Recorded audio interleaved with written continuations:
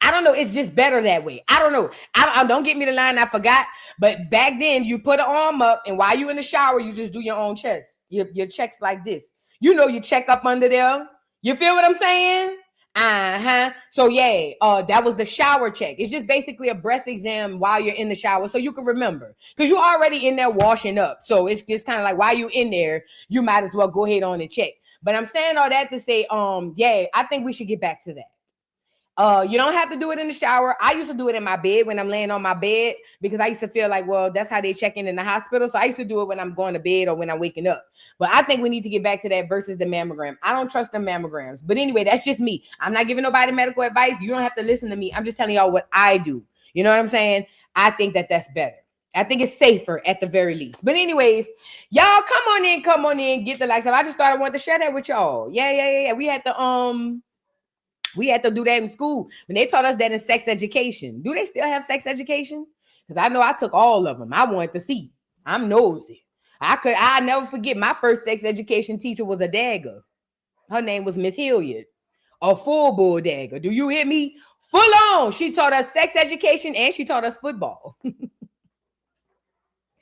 She took half the year and taught us sex education, and then the other half she taught us football on paper. It's because of Miss Hilliard I know football. She was a full-on dagger. I'm talking about long white tee in the sports bra dagger. Oh yes, taught us everything we needed to know. That lady was very informative. That lady was very informative. That lady taught us everything. She the one told us, oh, y'all want to be out here sleeping and having sex with no condoms? Turn to this page. And they showed us them clusters on that man thing. Girl, you had to be there. Oh, she turned to this page. She said, this what happened. And she was very down to earth and real. She said, y'all want to be out here getting booty? Because that's what we used to call it back then. Y'all want to be out here getting booty? Turn to page 36. Girl, we flipped the 36. She said, that's what all y'all going to be looking like. I said, ooh, girl, I was terrified. You know, I've been practicing safe sex ever since. Shout out to Miss Hilliard. I've been practicing safe sex ever since, girl. I'm telling you, the lady scared the hell out of me. I was in 7th grade. I ain't know nothing. She said, that's what y'all gonna look like. Girl, listen. Miss Hilliard didn't play. Yeah, Miss Hilliard was the PE teacher. That's probably why she was a dagger. Miss Hilliard was the PE teacher, girl. Yeah, she coached softball and she coached volleyball, but she was a full-on dagger. Very, very smart, very, very intelligent. Love her down. You feel what I'm saying? But I just remember she used to wear the long white tees with the sports bra. Go ahead on, Miss Hilliard. She was cold. She was good. At any rate, yeah, y'all, they need sex ed now. They really do. They really do need sex ed. These churn, girl. I'm telling you, these churn need it more than anybody. But yeah, make sure y'all do y'all mammograms, do y'all shower checks, ladies. If y'all want to do it, just do the shower checks. I would do that before I go run down there and let them people smash my boobs. I'm just saying. But anyway, we got to do a few things going on. Oh yeah, she was an OG dagger. Oh yeah, this is the OGs. I'm talking about, yeah, OGs. Yeah. At any rate, y'all, come on in. Before we get into the show, I want to discuss, I want to give y'all the morning announcements. Black America. Hey, y'all. Hey, Black America. Please do your genealogy. I really hope, I don't hope this. I posted a video on Twitter and YouTube. No, Twitter and TikTok. No, Twitter and Instagram. In regards to FBA and being African or Black. I really hope I didn't upset Black America. If I did, then I know it worked. Please, Black America, do your genealogy. If you don't do nothing else, you could do all the studying in the world. You could study everything you want. But if you do not do your genealogy, you will not know who you are. I don't care how many schools you attend. I don't care how many classes you take.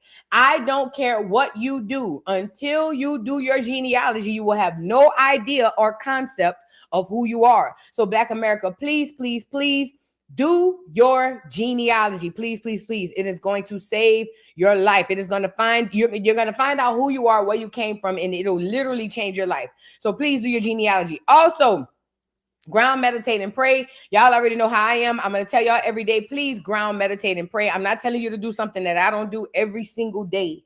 I get up and I ground, meditate, and pray. And whatever order. You know what I'm saying? So please, Black America, please, please, please do that. Ground, meditate, and pray. We got to get back to the Most High and to the ancestors, because it is heavy spiritual warfare. Okay, so please, please, please. But y'all come on in, get the likes up. We got a few things. What we talking about today? Bad Bunny, the clear girl who's cosplaying black, who's blackfishing and looking us dead in the face and telling us she's not. I have a very big problem with that.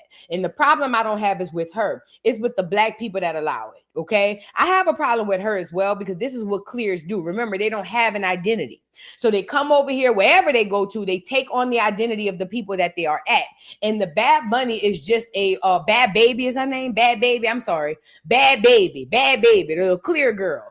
She is a representation of what it is Black America has allowed into our communities. And we're going to discuss it. So I get Bhad Bhabie. And why did I write Bunny? All these mother effers is cosplaying anyway, the Bad Bunny and the Bhad Bhabie. So we got to get Bhad Bhabie. We got Aries Spears says Southern people are slow.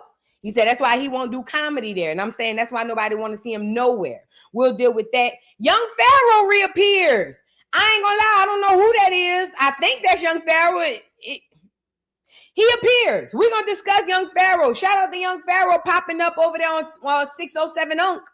I don't know where he was. I don't know what this was, but anyway, we'll deal with it. Then we also got to deal with Coach Stormy. Coach Stormy has spoken out since she was found guilty of some sort of scam and she was doing over there, being a wellness coach and a fitness, whatever she was doing. But this is the thing. They gave that lady 20 years of probation. And she thinks she got off. We'll get into that. We also got to get into Hantavirus passengers. Hantavirus passengers let off at the airport in Atlanta. You know, we'll get to it. We'll talk about it when we get to it. And then we got to talk about the Aboriginals of this land. That's you, Black America. We're going to talk about you being the Aboriginal that you are. So come on in, get the likes up on the video. Please, please, please get the likes up on the video. I hope y'all are doing well. Let me read a couple of super chats before we get into it. Kayla Edwards, thank you so much for the super chat. Says, you see Rock over there with Blue? Did I? You know what bothered me more than that, though? And I'm only show y'all a little bit because we're going to Joce that tonight. Y'all make sure y'all pull up this evening to the Dollhouse at Malone Madness Monday. Make sure y'all pull up this evening, okay, to Malone Madness Monday, because we gonna Joce bad tonight. Do you hear me? We is about to Joce real bad tonight. So make sure y'all pull up, pull over, and pop out. Let me show y'all. It wasn't even that they was together for me, because I figured that. You know, after that last video Blueface did, saying that that Krishan is this, that, and the third, I figured she'd go back because she needs him. She's scared. You know what I'm saying? What she don't need is Blueface to be an enemy right now. So I figured she'd go back. I think what made me more upset, and I had to say to myself today, don't let this bother you so much, was the audience reaction. The audience's reaction to it, for me, was the most disgusting part. Let's just get into the video, and then we're going to move on. Sorry. So she's over there singing, doing the Yahweh bit. We gonna Joce it later on. I ain't gonna get into it. But she's over there. Krishan is back with Blueface. Remember, I just did the video where Blueface said she was a setup queen. Blueface said people would smell her seats when she would leave. All kinds of stuff. She understands that the walls are closing in. He understands that the walls are closing in. So it seems like they're teaming up. We will discuss this later on tonight at the Dollhouse Reacts. Make sure you are over there. If you don't know where I'm talking about, the channel on YouTube is the DA Dollhouse Reacts. Make sure y'all go over there and follow me. I will be doing Malone Madness Monday, and it will be dedicated specifically for this, because what made me most upset was the people in the comments. I think that's what scared me the most. It was so many people in the comments like, well, that is her daughter's father. I mean, we have to remember that is the father of her child. And it's that right there that let me know that Black America has completely not given a damn about our children. We do not care. That's why Black America as a collective, I'm not speaking about you in particular. So if you get mad, then I know it's you. As a collective, we do not give no damns about our babies. And until we do, we will forever be in purgatory, hell, or whatever you want to call it. We wondering why we can't get ahead. We wondering why we just can't get right, and why we under this quote unquote curse in the Deuteronomy curse. We don't give no damns about our children. We don't. We put these people that y'all call celebrities in front of God, y'all, Jesus, everything that you love. These people come first. And I had to tell myself when I looked through the comments today on the Shade Room, I said, Vu, do not let this get to you internally. You can only do what you can do and hope that those with ears to hear will hear and those with eyes to see will see. But what I will say is, watching the reaction from the people who are literally finding reasons to excuse this tells me every single thing that I need to know. My battle isn't really with Krishan. My battle is with the people. Krishan is not able to do any of this stuff unless the people allow it. My battle is with the people. Krishan Jr. is the sacrifice here. Y'all always talking about, oh, they sacrificing this, sacrificing that. You're watching a real sacrifice in real time. Krishan Jr. is being sacrificed to whatever gods they praying to. And we know one of them gods is money. But Krishan Jr. is actively being sacrificed every single day of the week. And nobody, I want to say nobody, but I ain't going to say that. Most people on the internet could care less. And that is where I had to step back this morning. I ain't going to lie. I stepped back. I said to myself, before I let the world devour me, I will walk away. And that's on my soul. Before I would let the world devour me, I would literally walk away and let Junior and the Most High deal with it. But we gonna deal with it later on. Make sure y'all pull up to the Dollhouse Reacts, and that is where we're gonna joke. Because I'm starting to realize it ain't Rockhead, it's y'all, not you, but you know what I mean? The audience, it's the people. So we'll deal with that. We'll deal with that. Come on in. Yeah. That disappointed me most. That disappointed. The people's reaction is what really was like, wow. I'm not fighting Krishan. I'm fighting y'all. Money making Mo. Thank you for the super chat. Says, hey, boo, I just got a class right on time for the Joes. Let's go. Hashtag babe is the new wave. I start externship Monday. Future pharmacy tech. What's up? Oh, congratulations. Congratulations, Mo. Oh, this is so dope. I love my people coming into their careers and getting that education and things. Shout out to you. I am so happy for you, and you're going to do more than well. You're going to exceed expectations of not only them, yourself. So congratulations, Money Making Mo. And Mo, thank you so much. I appreciate you so much for the support, and good luck and good job, okay? Thank you, boo.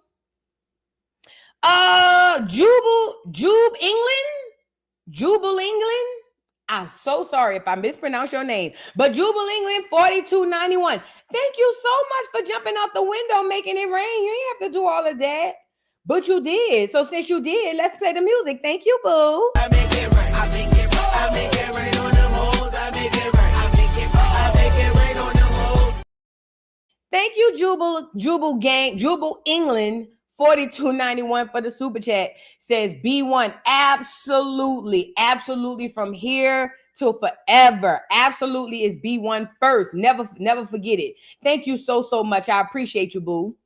And Jackie Jackson, thank you so much for being a member for 13 months. Says, yes, go back to the old ways, checking for the big C. Yes, my mom just beat the big C because of her awareness, checking your press. Yes, please, Black America, like we were saying earlier, start, if y'all want to do the exam instead of running down to the doctors. I'm not no doctor. I'm just telling you what I would do. I would start going back to checking in the shower and doing the big C. Thank you so much, Jackie. I appreciate you. Thank you. Angela Johnson, thank you so much for becoming a new member. Welcome. Carol Foster, thank you so much for the super chat. Says, hey, boo, I have dense breasts and have to have a mammogram and sonogram to double check. I had two side, polyps that fortunately were negative for cancer. Do all forms of you can and have to. Listen, if you have to go down, I'm not a doctor. By no means am I telling people what to do. So please, please, please, please, please. I'm going to keep saying this, and I get it because I don't know how many times I can say it. I am not a doctor. I am not a doctor. I am not a doctor, okay? I cannot give nobody medical advice. I'm not by no means of the stretch of the imagination giving nobody medical advice. But what I am saying is instead of running to the mammogram first, I think that we should start to try to do, you know what I mean? My suggestion as a woman, not as a doctor, not as a physician, not none. I'm just saying as a suggestion, we need to go, and start to checking ourselves as well. I don't think that that's a bad thing. I'm not saying you saying that, Carol, because I know what you mean. You saying that some people have to get both. Yes, to those of you guys who have to get both, get both. I'm not saying that. I'm not telling nobody to never not get a mammogram. Please don't ever let nobody say that I told y'all that. I told you I'm not getting none. That's just me. But what I'm telling you guys is please, please, please, do not solely rely on the mammogram. Please, please, please, Black American women, do your due diligence, do the shower check. And yes, if you have dense breasts, like Carol says, please go get the second opinion. Even if you find something you feel like you want to get a second opinion, go get a second opinion. All I'm saying is be mindful. Everything that seems to be for your help is not. That's all I'm going to say. Thank you, Carol. I appreciate you. What you say, GK? Thank you so much for the super chat. Says, love your page. I find myself quoting you all the time. Your page gave me courage to start my story time series from a book I wrote. So thank you for that. Oh my God. You help in ways you have no idea. Keep going. Oh my God. What you say, GK? I'm so happy for you. Oh, listen, man, y'all don't be knowing, man. I don't be trying, bro. I don't know, man. I thank you. Thank you, what you say. Thank you. That's all I'm gonna say, man, because I'm just doing it, man. That's all I'm just here. I'm just here. And again, I don't even be having words for shit like this, bro, for real. Like, and I always get people not text me, but email me and stuff like that. And it really be making me really sentimental, bro. Like, thank you. Thank you so much. What you say, GK, and I appreciate you for sharing that with me. I didn't know that I did that or at least had any hand in that. But whatever it is, like I said, if I've ever done anything for anybody, just pay it forward. And thank you so much, what you say, GK, for putting that out there. Thank you, thank you, thank you. I appreciate it. That fulfills me. I don't know. That does something for me. But anyways, thank you so much. I am DJ Sweet. Thank you so much for becoming a new member. Thank you, thank you, thank you. And Jackie, thank you for the super chat. Says, I'm proud to say I've accepted to the American Indian Association here in Pennsylvania and also going to the books under the tribes, both on my mother and father's side. There you go. See what that genealogy to get you? Hello? You see how that genealogy works? Do your genealogy. Do your genealogy. It should be a cheer. Please, Black America, if you don't do nothing, find out who you are. Go change this stuff and put it the way it's supposed to be, like my girl Jackie about to do. Shout out, Jackie. I appreciate you. Thank you so much for sharing that. I appreciate you. Y'all do your genealogy, please. And what you cooking? Thank you for the super chat. Says, hey, boo. Hey, my love. I hope you having a wonderful morning. What you cooking? Now, let's get into the show. Y'all get the likes up on the video. Hold on. Let me set up a few things here. I had to reset my doggone computer. It was just too much going on. Hold on. I got to pull up TikTok again. I got to make sure I got all my apps up before I get going. Because this is a lot. Oh, girl, I told y'all they got me off of TikTok, huh? Girl got me smooth out the paint. If y'all don't know, somebody got me kicked off of TikTok. Girl, I am banned on TikTok. Did y'all know that? Oh, my God. You should have been there. So apparently, I got banned on TikTok because of misinformation. Took the whole page. Thank God I wasn't making no money off of there. Thank God I only use TikTok as a feeder app. Girl took the whole page. They say misinformation. Yes, they did. No, I ain't in jail, baby. They took the page. They say I was banned. Yes, they did. They say I was banned. They banned me down to the ground for misinformation. But you know, I took that as a badge of honor. I remade another one. The new one is Voodoo Doll TV's The Dollhouse. So make sure y'all go subscribe over there. Follow me over there. I did create another one, but yeah, they took me down. They say they banned me for misinformation. And it was every time I spoke about the Nigerians and the Africans. Anytime I ever said anything about the Nigerians or the Africans, they took me down, baby, banned me, baby. Yes, they did. Yes, they did for what they say, misinformation. Yes. I said, now I know I'm doing it right. Yeah, now I know I'm doing it right. Now I know I appealed. We'll see how it goes, but I'm not okay. And then they say I can get my content, and I don't even want the clips. I just want the stuff that I had up earlier than that. As long as I can get my content down, we'll just roll with another one. I'm not attached to it. You know, like I said, I'm not monetized on TikTok. I wasn't making no money, so you know what I'm saying?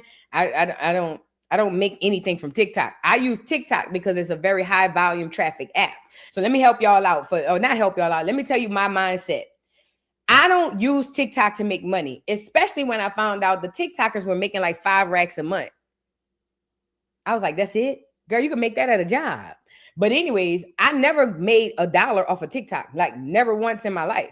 So I was never using it to make money. I understood how high the traffic is in and out of TikTok. And I understood if I can get in the algorithm over there, then I can get more eyes. So that is my sole purpose for TikTok. So I use TikTok for eyes. I don't use it to go viral. Well, yeah, to go viral if I could, but I don't use it to I don't use it for money. I don't make any money over there. Like it's fine. It's fine. So yeah, but yeah, they banded me up off of there, got me out the paint. I said, oh my God, sure did. Got me out the paint. But y'all, that's all right though. We got a new one, Voodoo Doll TV's The Dollhouse. Make sure y'all go pull up over there, okay? Michael Wilbanks, thank you so much for the super chat. Says, I just want to say that you deserve the world, babe. You deserve all the blessings, hun. Oh, I hope you enjoy your trip, boo. I love you.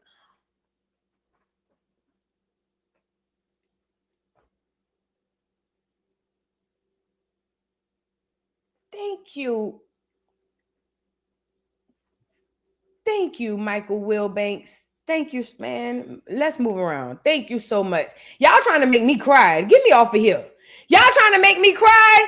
Thank you, Michael Wilbanks. I really, really appreciate you. Thank you. And I will. I definitely will. Thank you so much. Ken's Day Off. Thank you so much for the super chat. Says, happy Mother's Day, boo. Hope you had a great one. And happy Mother's Day to you, Ken. And all of y'all in the chat, all the mothers, I forgot to tell y'all because I didn't go live over here. Happy Mother's Day to each and every one of the mothers in the chat. Happy Mother's Day to y'all mamas, my mamas, everybody mamas. It was our day yesterday, but every day is Mother's Day. But either way, happy Mother's Day, Ken, and all of y'all. Happy Mother's Day. Let's get into the show. Where do we start? Oh, I got a couple of honorable mentions, just a couple of them, not too much. Y'all make sure y'all pull up later for the Rockhead juice. Oh, yes. Make sure y'all pull up for the Rockhead juice. I got to go get my nails done. I bit one of my nails back and it hurts so bad. Oh, my God. Hold on. I know where to start. Stay right there. Who is this Hebrew nigga? Drop down in the comments. Who a Hebrew? Who is this nigga? I done seen this nigga everywhere. What's his name? Is it Noble King Yahweh? Is this him? That don't look like him. Here you go. Who this nigga is? Who is he? And look at Lisa Ray. She gonna be a princess as long as that heifer Lisa Ray gonna be a princess if it's the last thing she do. Look at her. Custom makes all my. Who this nigga is though, for real? They say he fine. He look kind of different to me. I don't know. He look like I don't know if he was an alien. I don't know. He not ugly. That's not what he. I can't put my finger on this nigga. Who is this nigga? I'm dead ass serious. I can't put my finger on what it is. Who is he? I know he king of the Hebrews, but somebody said Aladdin kind of cute. Y'all is tired. Not y'all over here with the King Hebrew. Y'all not supposed to say King Hebrew is fine. This supposed to be a man of God. Y'all got to get rid of them Jezebel spirits in the chat now. This is supposed to be a man of God. Nigga say a spiritual scammer. Oh. I can't put my finger. Something different about this nigga. I don't know, but I know Lisa Red been up under him. She been trying to be a princess all her life, you know, but it's hard to be a princess coming out of the slums of Chicago, you know? Oh, look her. Whatever he is, he a freak. Mm-hmm. Whatever he is, he a freak. I don't know who this King Yahweh nigga is, but whatever he is, he a freak. I don't give a damn what nobody say. I know a freak ass nigga when I see one, and when he take that turban off, I'm pretty sure that nigga is in there like swimwear. Said what I said, but at any rate, he in Atlanta. Oh my God. Girl, no wonder. You could be anything in Atlanta. Girl, you come down this bitch and be Shrek and Fiona. You can come be anything in Atlanta. It don't matter. Anyways, I don't know who he is, but Lisa Ray done found him and ain't letting him go, child. You know, she need a man. She one of them girls without a man, she's nothing, you know. But shout out to Lisa Ray. Let's move on. I want to show y'all one more thing. Hold on. Before we get to that, all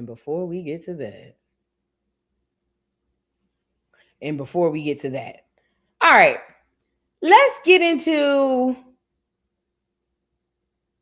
I'm sorry, I'm trying to pull up. Who is this young man?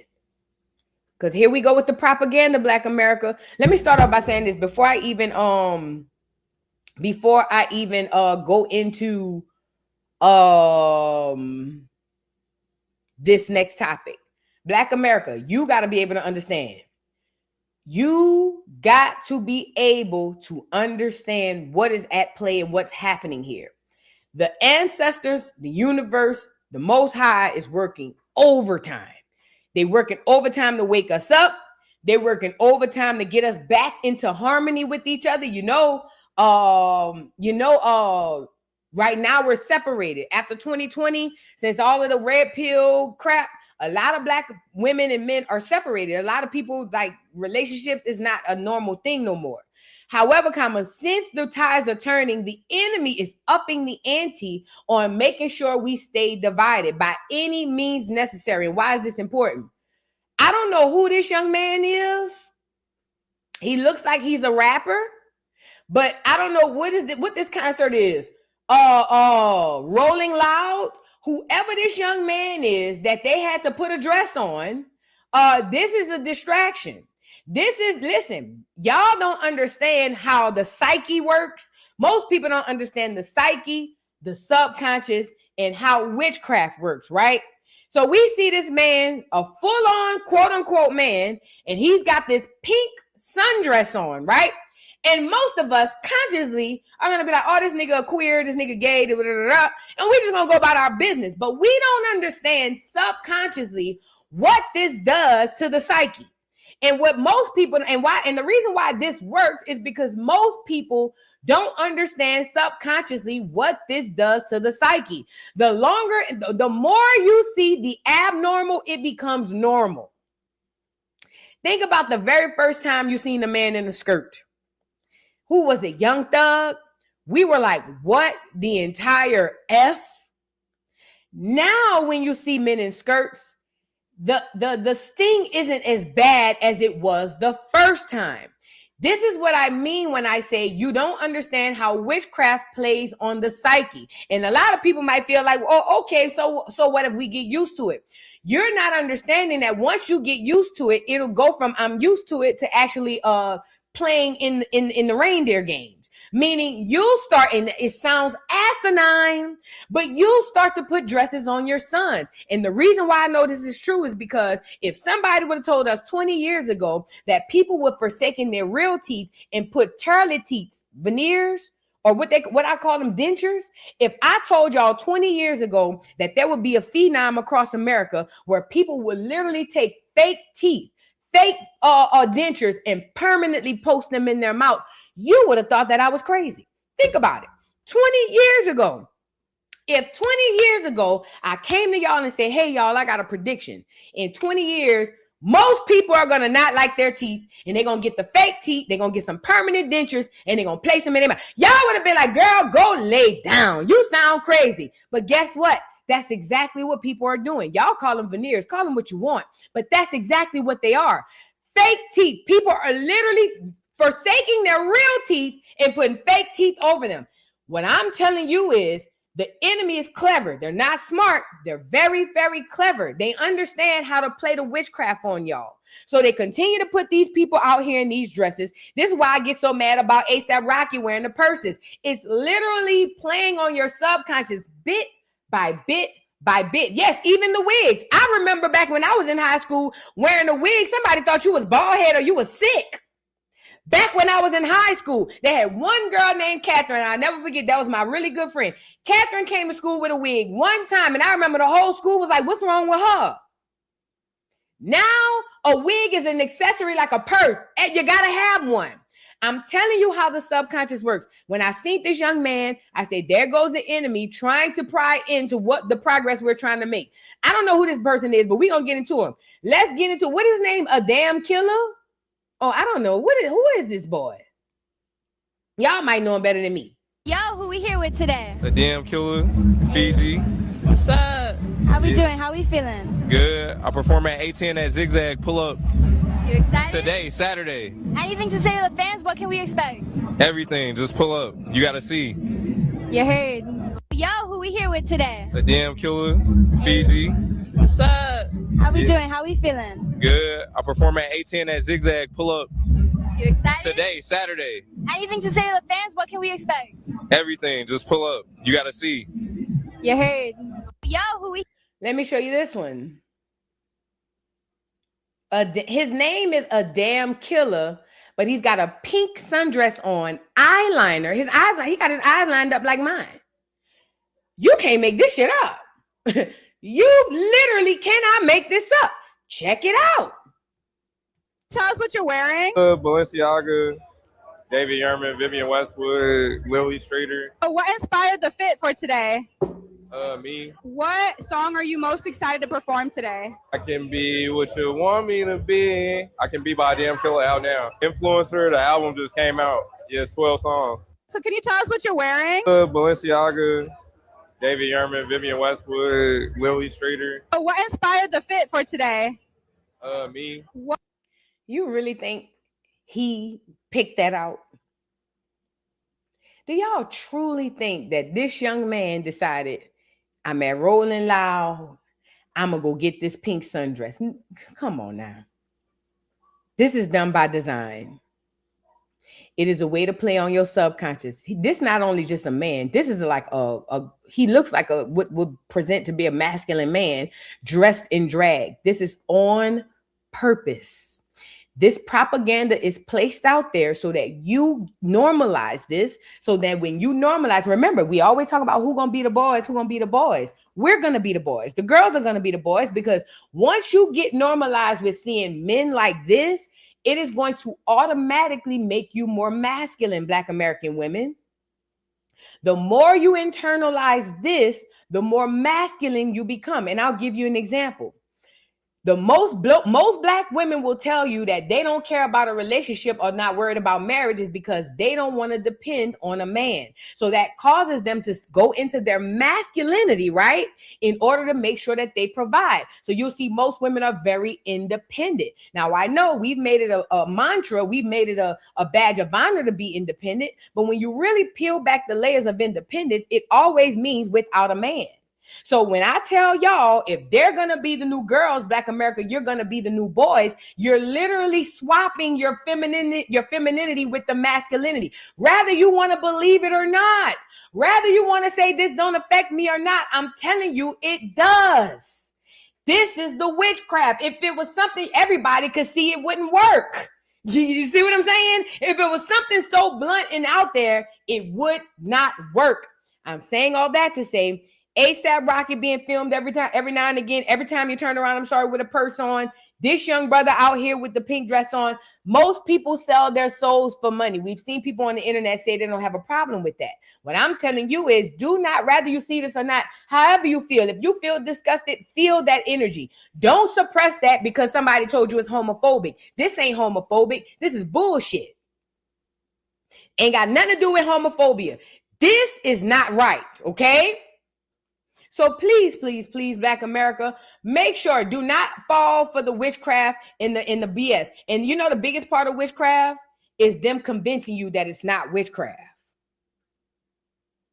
The biggest part of witchcraft is convincing you that it's not witchcraft. That's why they'll tell you you're homophobic or transphobic. That is so you won't go into that energy that literally should be the response in what you see. Because now you feel guilty. Oh, if I say something or if I feel some type of way, then I'm going to be homophobic. I don't give a fuck what they call me. That shit punk, gay, say what I said. And I think it's messed up. I'm not like y'all. I don't work nowhere else. So I can say what I got to say. You know what I'm saying? And I see what they're doing, okay? So please be mindful of that, Black America. Please, please, please. These people are working overtime on your psyche.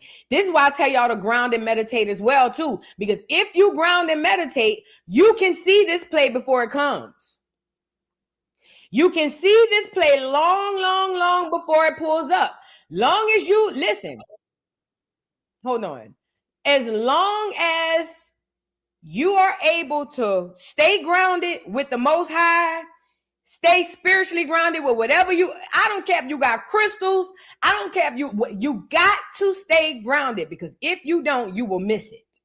You'll see it and you'll go, oh, girl, some old gay nigga and whatever. And then they'll put more in your face. And then before you know it, now the kids at school and it's cross-dressing day. And here you go putting the dress on your little boy. You see what I'm saying? Please be mindful of that. But anyways, let's move on. Now let's get into Aries Spears. Wait, before we do that, hold on.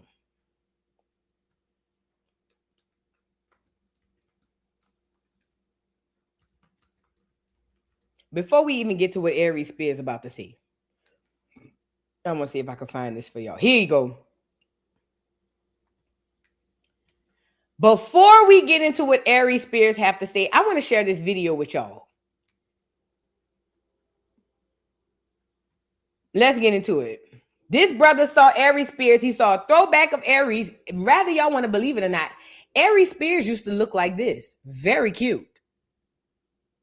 You had to be there. See, y'all wasn't there for Def Comedy Jam days. I forgot that the new nigga was him. I had to put the two and two together. I used to be up at night late watching Def Comedy Jam. So I know what I saw because I was there when I saw it. However, I forgot the nigga used to look like this. Check it out. Prime example of why I stay in the gym. You wouldn't even know that was the same person. You wouldn't even know it was the same person. Like, you gotta take care of your body. Like, by the time I'm 40, 50, I can't go from a handsome young man to a damn ogre in my 40s. I can't do it. I can't do it. Like, and some of y'all is on the path for this nigga right now. Some of y'all look like him in y'all 30s. Yeah. So I'm telling you, make that full term, man. Cause you can't be that one nigga that be like, oh, I was him back in the day, man. When I was 20, showing pictures of you in your 20s and shit. Like, nah. Like, you gotta be him forever. Like, don't go the wrong path, man. That shit ain't the right way to go. Prime example of why I stay in the gym. Now, I saw people in the chat saying, oh, you're age shaming. Oh, God forbid he gets old.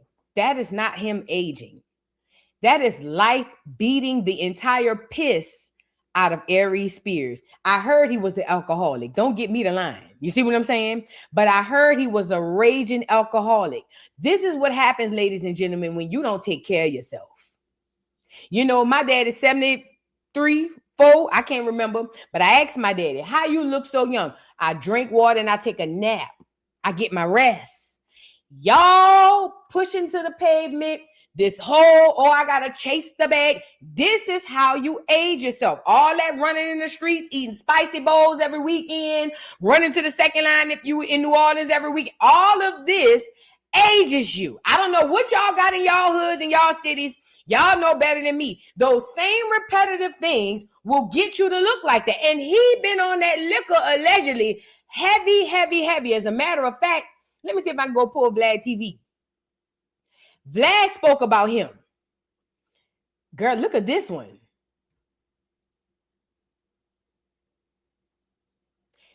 Look at this one.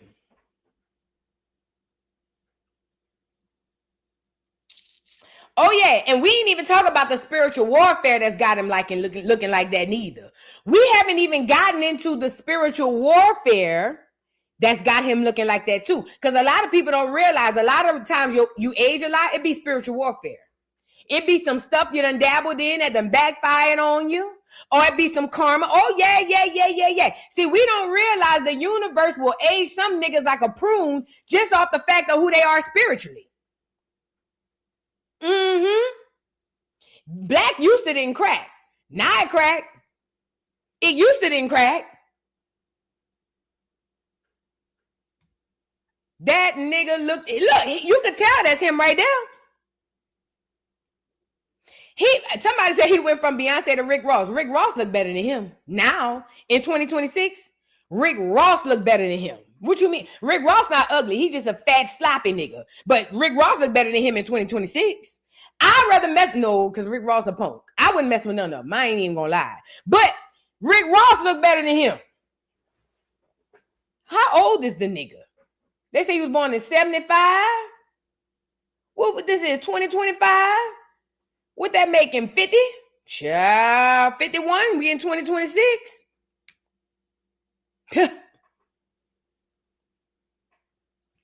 Let me see if I can find what Vlad said. Before we get into what, because this all gonna add up. Aries, Spears,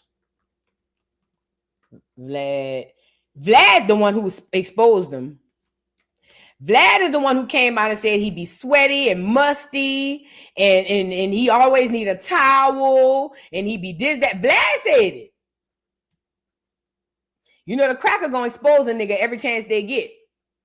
Here you go. I would always complain that Aries was disrespectful to them. Really? He would show up. At one point, he forgot his towel, right? You see his towel on his leg sometimes because, he sweats a lot because he's kind of overweight. And he forgot his towel. And he's like, yo, I need a towel. And Leo, my video manager, is like, well, here's some paper towels. Like, no, I need a cloth towel. So he made Leo go and run to the store and bring him back a cloth towel.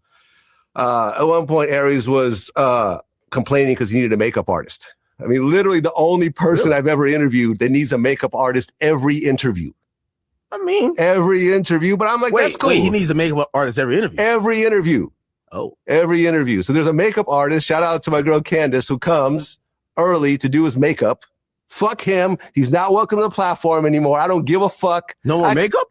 Yeah, no more makeup. Oh, I'm sorry, Candace. I'm sorry. Jeez. She's a sweetheart too, man. Candace is so great. I kind of feel bad that we're not going to hire her every month to do, Aries makeup. My staff would always complain that Aries was disrespectful to them. Really? He would show up. Fuck Aries Spears. So the $25,000 thing comes. That nigga said, fuck Aries Spears. Anyways, it was another video he had. I wish I could find it. Aries Spears, the only thing ugly about you is you without your makeup. Shout out to Candace. Go ahead and sue me. Go ahead. You can't sue over the truth. I said in the last interview that you were rude as hell with my employees. You show up and you forgot your sweat towel because you're so fat and sloppy. You sit down. Yo, this is the only person I know that sweats sitting down. We have to have our air conditioning full blast whenever this motherfucker comes over. I have to dress warmly in the middle of summer in LA just to do these interviews. So he sits down, he forgets his towel. He lives 10 minutes away. Instead of going back to his house and getting his towel, he tells my video manager, Leo, to go find him a towel somewhere in LA. This is not a gopher. This is not a production assistant. This is a video manager. He's ordering him around to go look for towels. So his big Jabba the Hutt sitting there with the air blasting, with makeup on, trying to get, wipe off the sweat and everything. So yeah, man, we're dealing with this lawsuit. So where did the defamation come from? From you saying that he's saying that. What's the point here? The point here is that Aries is toe up from the flow up because of the energy Aries put out there. Okay, in my opinion. I haven't heard anybody say good things about Aries. Wasn't it him and what's that girl name? Tiffany Haddish that was over there playing with the kids. Put a 3 in the chat if y'all remember him and Tiffany Haddish. For y'all who don't know, him and Tiffany Haddish, I guess toward I ain't gonna say the beginning of their careers because he'd been out since the 90s. A few years ago, him and Tiffany Haddish did this weird simulation acting thing where they were acting like that they were molesting kids or some shit like that. Don't get me to lying. It was something either that or something allegedly. It was allegedly either that or something very inappropriate with children. It was him and Tiffany Haddish. Let me tell you something. When I say the energy you emit or omit or whatever, the energy you put out there, the energy you get back, this is what I mean. Aries Spears has probably done a lot of dark, disgusting things in his life, and it shows on his face. It shows in his hygiene. That's why Vlad over there hollering about how he's stinky and funky and nasty and fat and cheesy, and he need a shower. You see what I'm saying? Y'all don't be understanding. A lot of people in y'all lives, I know people in personal, real life, aging like milk, and these is Negroes. I'm talking about people I know in real life, aging like spoiled milk, Black Americans. It's the energy you've been putting out. All that negativity, all of that evil, all of that horrible stuff you've been putting out is showing on your face. It's showing in your weight. It's showing in your health. It's 2026, man. Y'all got to get y'all stuff in order. These people are already putting everything out there to kill us, right? I'm telling you now. Aries Spears look the way that he looks because he's an asshole and he's probably a horrible person. That's why the universe got him looking like he's 70 and he's only 50. And he's funky and nasty and fat and cheesy, allegedly. Because I ain't never met the nigga. You see what I'm saying? But at any rate, why is this important? Aries does an interview, and this is what... Aries does an interview. I ain't even gonna go there. Aries does an interview and says he don't like going to the South to do shows, especially like Mississippi, because the people down there are slow. Now, let me just say this. Aries from LA. Most people from LA have family in Louisiana. Is Mississippi one of those places? I think Mississippi is kind of like a neutral ground for everybody.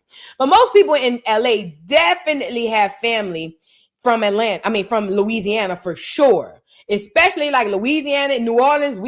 I don't know why we just love LA from Louisiana. It's kind of a weird thing.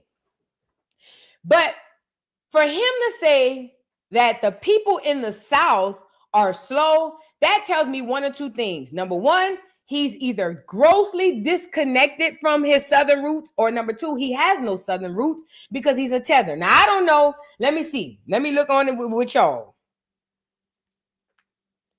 What is Aries Spears' ethnicity?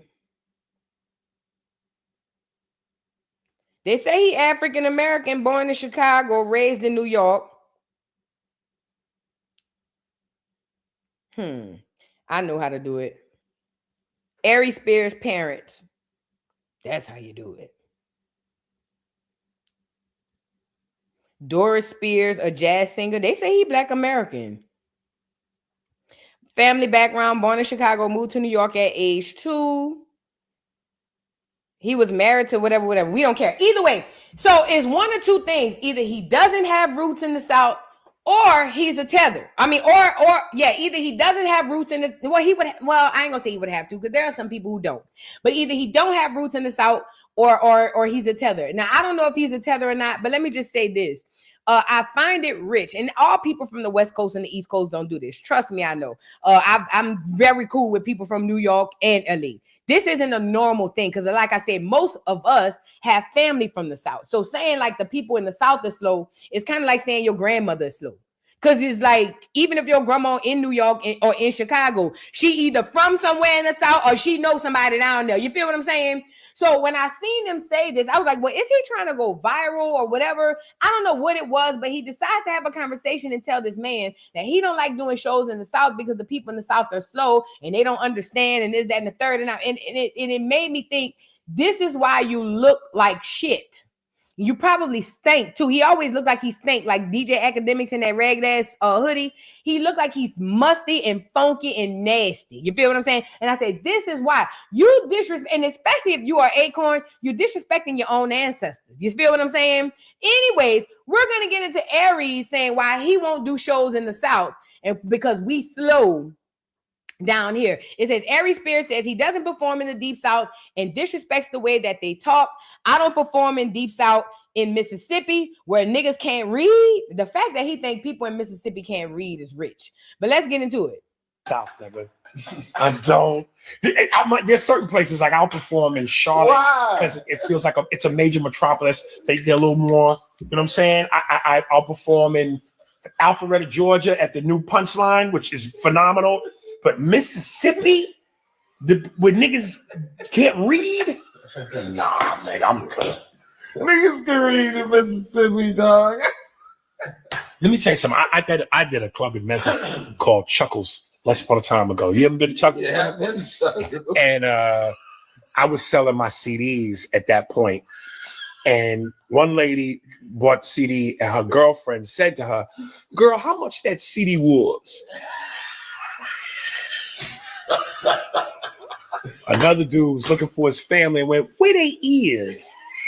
Nigga, my jokes come with some shit where you gotta match. You know what I mean? Based on how you talk, this shit ain't gonna fly with you. But dog, that's the lingo down there. And this is crazy coming from a nigga that didn't finish school. Lingo. No. Understand the difference. Lingo is one thing. Articulation is something else. Yeah, okay. You gotta be able to articulate. Where they is. How much that CD was? Nah, that ain't lingo, nigga. That's go back to school. Oh, you silly as hell. And listen, we all know as black people culturally, we wear the two faces. Yeah. We know how we can go from street around each other vernacular to corporate if we need to. Yeah. So yeah, I'll find myself slipping and saying some shit, but you ain't get me to say where he is. When it's where are they? How much was that CD? Not how much that CD was. Nah, nigga. I don't perform in the Deep South, nigga. I don't. Why is this important? Misery loves company. Aries Spears hadn't had a career since he started one. He literally hadn't had a career since he started one. I used to see him on Def Comedy Jam and all of that stuff, but it was kind of like in passing. It wasn't nothing to where I remember slapping my knee funny about this nigga. And he wondered why life is beating the piss out of him. The point I'm making is the energy he puts out. You hear him talking about Black Americans in the South, how they illiterate. Mind you, this nigga ain't even finished high school. He ain't even finished school. But yet and still, he want to say that the people in the South are ignorant and they can't read. This is why Aries Spears is probably going to die a fat, funky, nasty, cheesy, sweaty drunk. Probably. I don't know. Who am I? You know what I'm saying? Because he lives that way. He's going to die the way that he lives. And misery loves company. That's why he don't mind dragging a whole group of Black Americans in this, calling us slow. And listen, he probably don't sell no tickets down South no way. Because one thing about a comedy show down South, we not like a lot of other places. If you trash, not only will we boo you, depending on how bad you is, we might catch you outside and whoop your ass. You see what I'm saying? The South don't play. You feel me? So a comic like him who gets away with that mediocre funny ass shit, yeah, that work in the mixed crowds on the West Coast and maybe some mixed crowds on the East Coast. But when you in front of nothing but niggas, it hit different. You see what I'm saying? That's why most Black Americans don't understand Dave Chappelle comedy. That's why his comedy isn't strictly for Black people. You have to be hella funny. You can't just be somewhat funny to be a stand-up comedian to Black America. That's for the world. To be one of our goats, nigga, you gotta damn near make us throw up laughing. You see what I'm saying? And Aries Spears has never been one of those people. So because of that, it seems like what he's gonna do is try to put it all on the South and them niggas can't read. Yeah, they done ran your ass out of there one time. That's what it is. You done went down there and bombed, and then ran your ass up out of there, and you ain't never been back, and you won't ever go back. I don't think nobody's booking Aries Spears for nothing. But why is this important again? The energy you omit or the energy you put out there is the energy you get back. If y'all wonder why people around y'all aging like milk, going bodies breaking down, niggas coming up with all kind of sicknesses and all that, the energy you put out spiritually, because y'all don't understand how all of this is connected. The energy you put out is the very energy the universe and the Most High is going to send right back to you. So keep being nasty, keep being mean, keep being dark, keep being all of this stuff, and he's just going to keep looking like that and getting worse. But again, wasn't nobody checking for no Aries Spears. Come on now. Wasn't nobody checking for no Aries Spears. Never. Ain't nobody never be like, oh, we going to a show. We going to see Aries Spears. I ain't never heard nobody say that. I only seen his name on Def Comedy Jam. That's it. Back in the day, in the 90s at least. Moving on. What in the hell?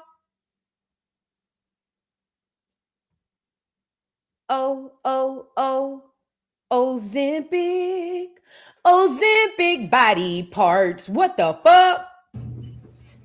Alarm behind the camera. Come closer. Total head moments. Now show them the shoes.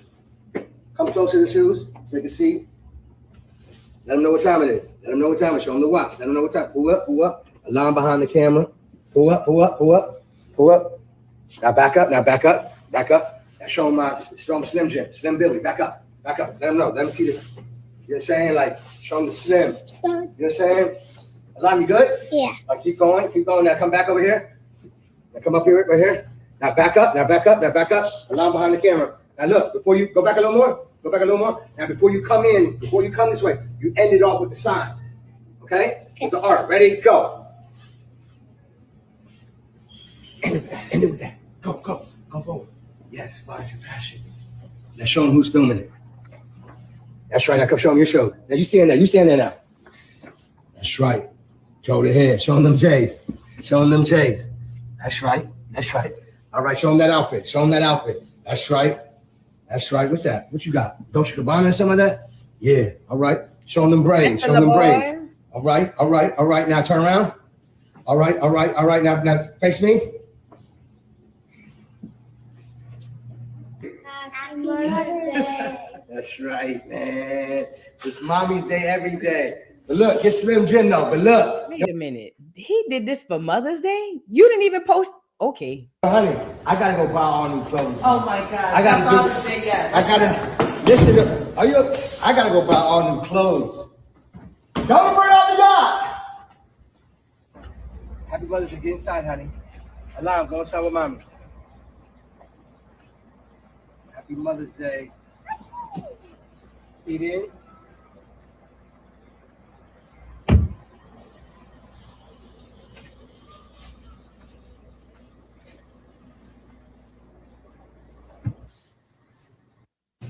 And this was Mother's Day. You would have thought he would have put the wife out there, but I don't think that's his wife. I think that's the woman he procreates with. I don't think that they together.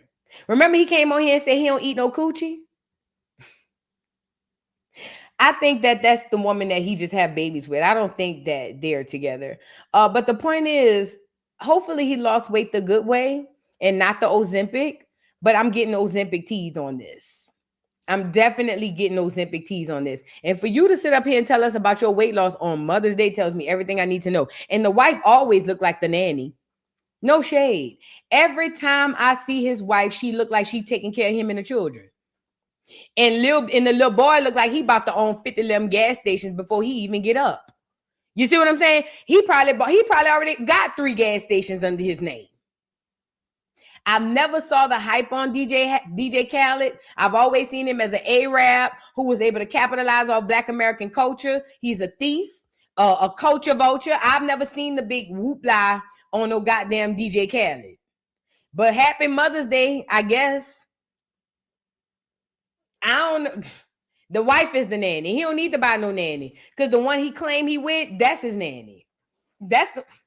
Man, these people be putting on all kind of shows for y'all. Y'all can't even see it though. These people be putting on all kinds of shows for y'all. Now let's move on. I want to get into Coach Stormy, y'all. Like the video, like the video, like the video, like the video. I think she's a walking incubator too. Somebody says, I think so too. I think she's there to have more kids for him. Y'all got to think culturally, a lot of people do that. That's not abnormal to them. It's only abnormal to us. Anyways, Coach Stormy. Y'all remember Coach Stormy, right? Let me go pull up other stuff. Coach Stormy had got in trouble for going around saying that she was a life coach and she was going to make people millions of dollars. And because of that, the people that went and got her ass and arrested her ass. And now her ass is in prison. I'm just playing. She's not in prison. But she got in trouble for scamming. Let's get into that first before we get into her responding. So y'all remember this. The feds filed a lawsuit against Coach Stormy for allegedly scamming people by claiming she could make them millionaires in a matter of months. It says records show over 76% of people who worked with her made $0. It says, according to new filed court docs, the Federal Trade Commission was suing Stormy, accusing her of selling a dream that allegedly wasn't matching reality. The lawsuit claims she's been deep in multiple multi-level marketing companies. It says the companies involved selling products to family and friends and recruiting other people to do the same. Pyramid scheme. Some MLMs are illegal pyramid schemes. Look at that. So this is what she was arrested for. It says since around 2014, she's been pushing products and recruiting people with promises that they'd be making big money. Millions, they say. The feds say Stormy was out here telling people they could make 5 to 7 figures in a matter of months, even claiming she'd help 1,000 families hit that level. In another instance, she allegedly told recruits flat out that they would make no less than 6 figures and even talked about creating 60 new millionaires by 2026. But here's where it gets messy. The FTC says that those claims don't line up with actual numbers. According to income disclosures from the companies she was promoting, the reality was way different. We're talking most patients or participants making little to nothing at all. One report even shows that over 76% of the people made $0 and only a tiny fraction made more than $5,000. It says now the FTC is stepping in, calling the whole thing deceptive, trying to hit her with permanent injunctions and penalties and other penalties. It says Stormy released a video stating that no weapon against her will prosper. It appears she was the weapon. I forgot about that. Let's get into what Stormy said after she got caught. Check her out. On the brink of greatness, the enemy will try to steal, kill, and destroy your confidence, your focus, and to try to distract you. But your responsibility is to stay focused at all costs. No matter what tries to come your way, when you know who you are and whose you are, you don't let little things throw you off your A game. Little things. And so just remember to stay focused no matter what adversity comes your way, no matter who tries to come up against you. Know that you are a child of God. And as a child of God, you got to know that no weapon formed against you shall be able to prosper. So what the weapons form, you don't allow them to prosper. And so have a good night, everybody. And just know that no weapon formed against me shall prosper. They're going to form. They've been forming since I was a baby. Almost they made it. That's how much they've been forming. But no weapon can prosper unless I allow it. And I will not stop.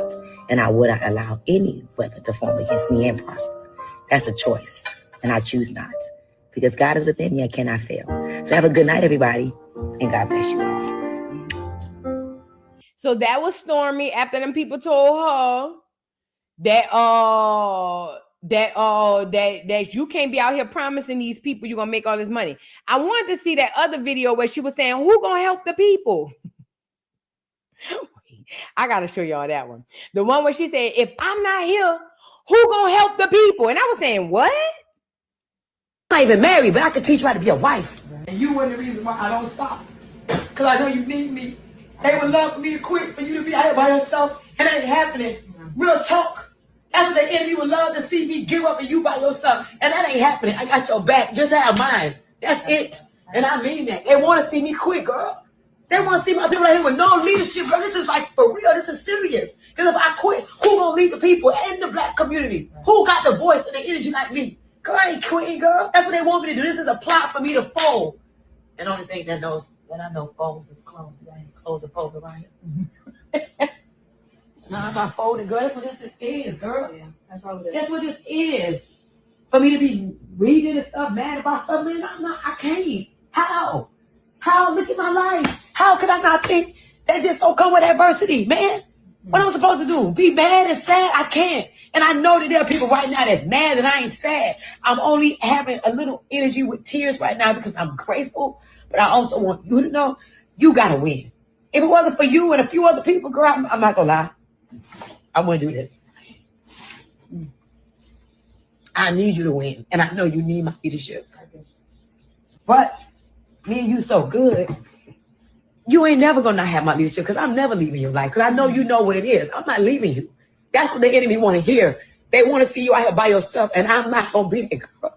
I'm not gonna be that sister that give up on you or the people that know believe in me. Trust me. They want me to do that. I'm not doing it to y'all. And that's all. And I'm happy like there's a few of y'all that made me say no, not on my watch. Y'all not gonna be out here by yourself. Don't know what the hell to do. Now when I know y'all got it, that's a different story.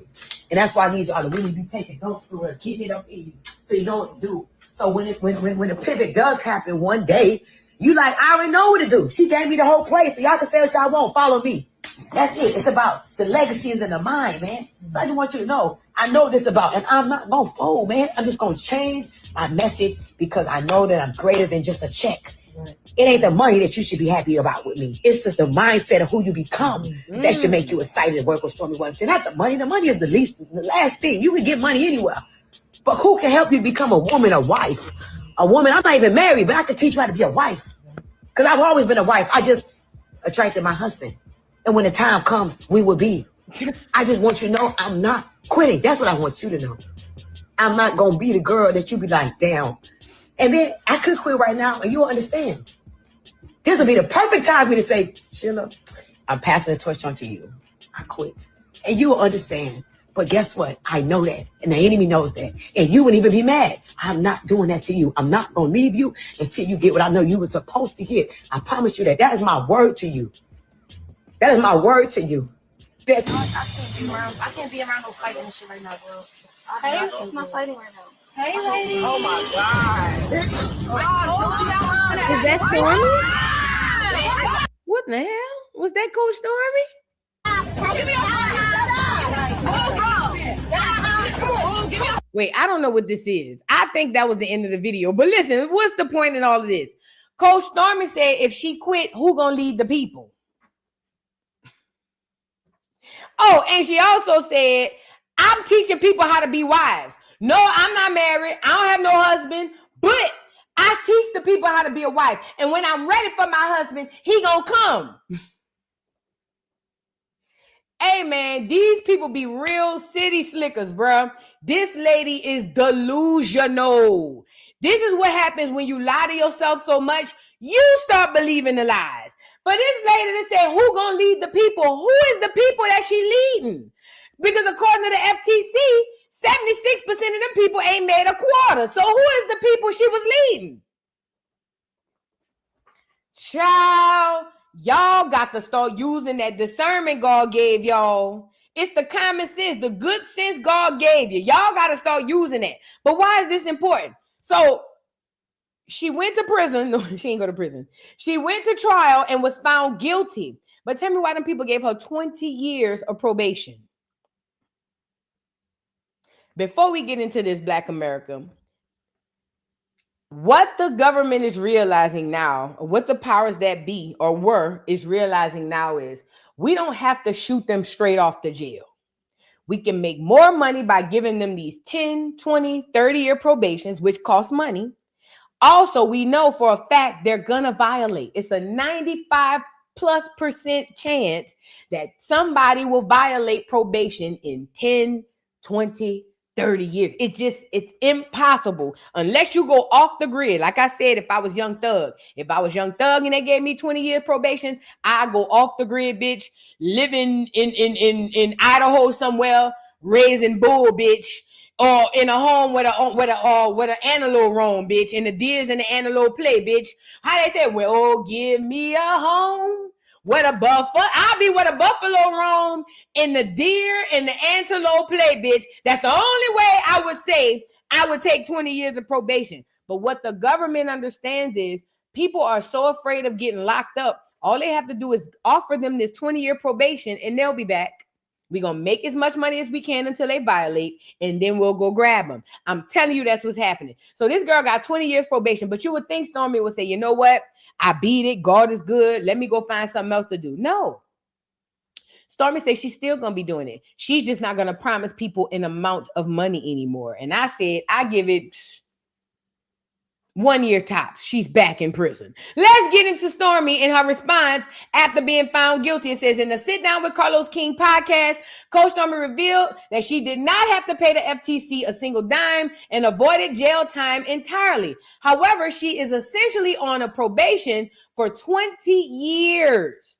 Under the agreement, she must report any new business ventures, partnerships, and earnings to the FTC, and she can no longer make any income claims. So let's get into her and her reasoning on how she's going to move forward. This is how I know she's delusional. She's now bit into the game she's been selling to everybody. She done bit into it herself. Check it out. That I couldn't say the things that I said as a truth of what I do and want to do and still going to do. I would have never spoke some of the things out of my mouth that I spoke. When you say if you would have known the wrong you made, what wrong did you make? You cannot say the amount of money you're going to help people make. You cannot say the amount of people that you want to help make legally. Anybody could be in the position I'm in right now. You cannot say I help this or I will help this. You cannot do that in this amount of time. And we all do that. That's the number one way we most of us market. I could do this for you in this amount of time. You cannot do that. That is illegal. And you did not realize this was illegal until March 1st when you got the letter. Now that I know that, oh yeah, no, I would never. I don't want to talk about money no more. I want to talk about who you got to become to get the money. Because talking about money is problems for me. Now pause. This is where I take issue. I'm going to let her finish. Them people, the FTC got you on a 20-year probation where you got to report every single thing you got to them. You would think she would run away from the money talk. Now she's going to go into motivational speaking. So she's not going to say how much she's going to help y'all make. She's just going to tell you you can make it. I'm telling you now, she'll be back in jail in less than a year. Watch. How much did you have to settle with the FTC? Money? How much money I had to pay? Yes. Nothing. God is so good. This is what I'm trying to tell people, right? You did not have to pay the FTC any money. No fines. I had to pay my attorney and I can no longer make an income claim and I got to answer to them for 20 years. But they did not fine me anything. Are you on probation? Pretty much. You're on probation for 20 years. Basically. And under this 20-year probation, if they find that you make any income claims, they didn't can tell come me, after you. Of course. No income claim. They got to know if I move. Again, check mark. Because if I was illegitimate, I would be in jail. If I was running a illegal Ponzi scheme pyramid business, I would be in jail. That's not so. You are in jail. They gave you 20 years probation. Y'all don't understand what that probation is. It's literally a freaking jail sentence outside. You got 20 years of probation. Bitch, if you so bad as send the wrong cash app, you going to prison.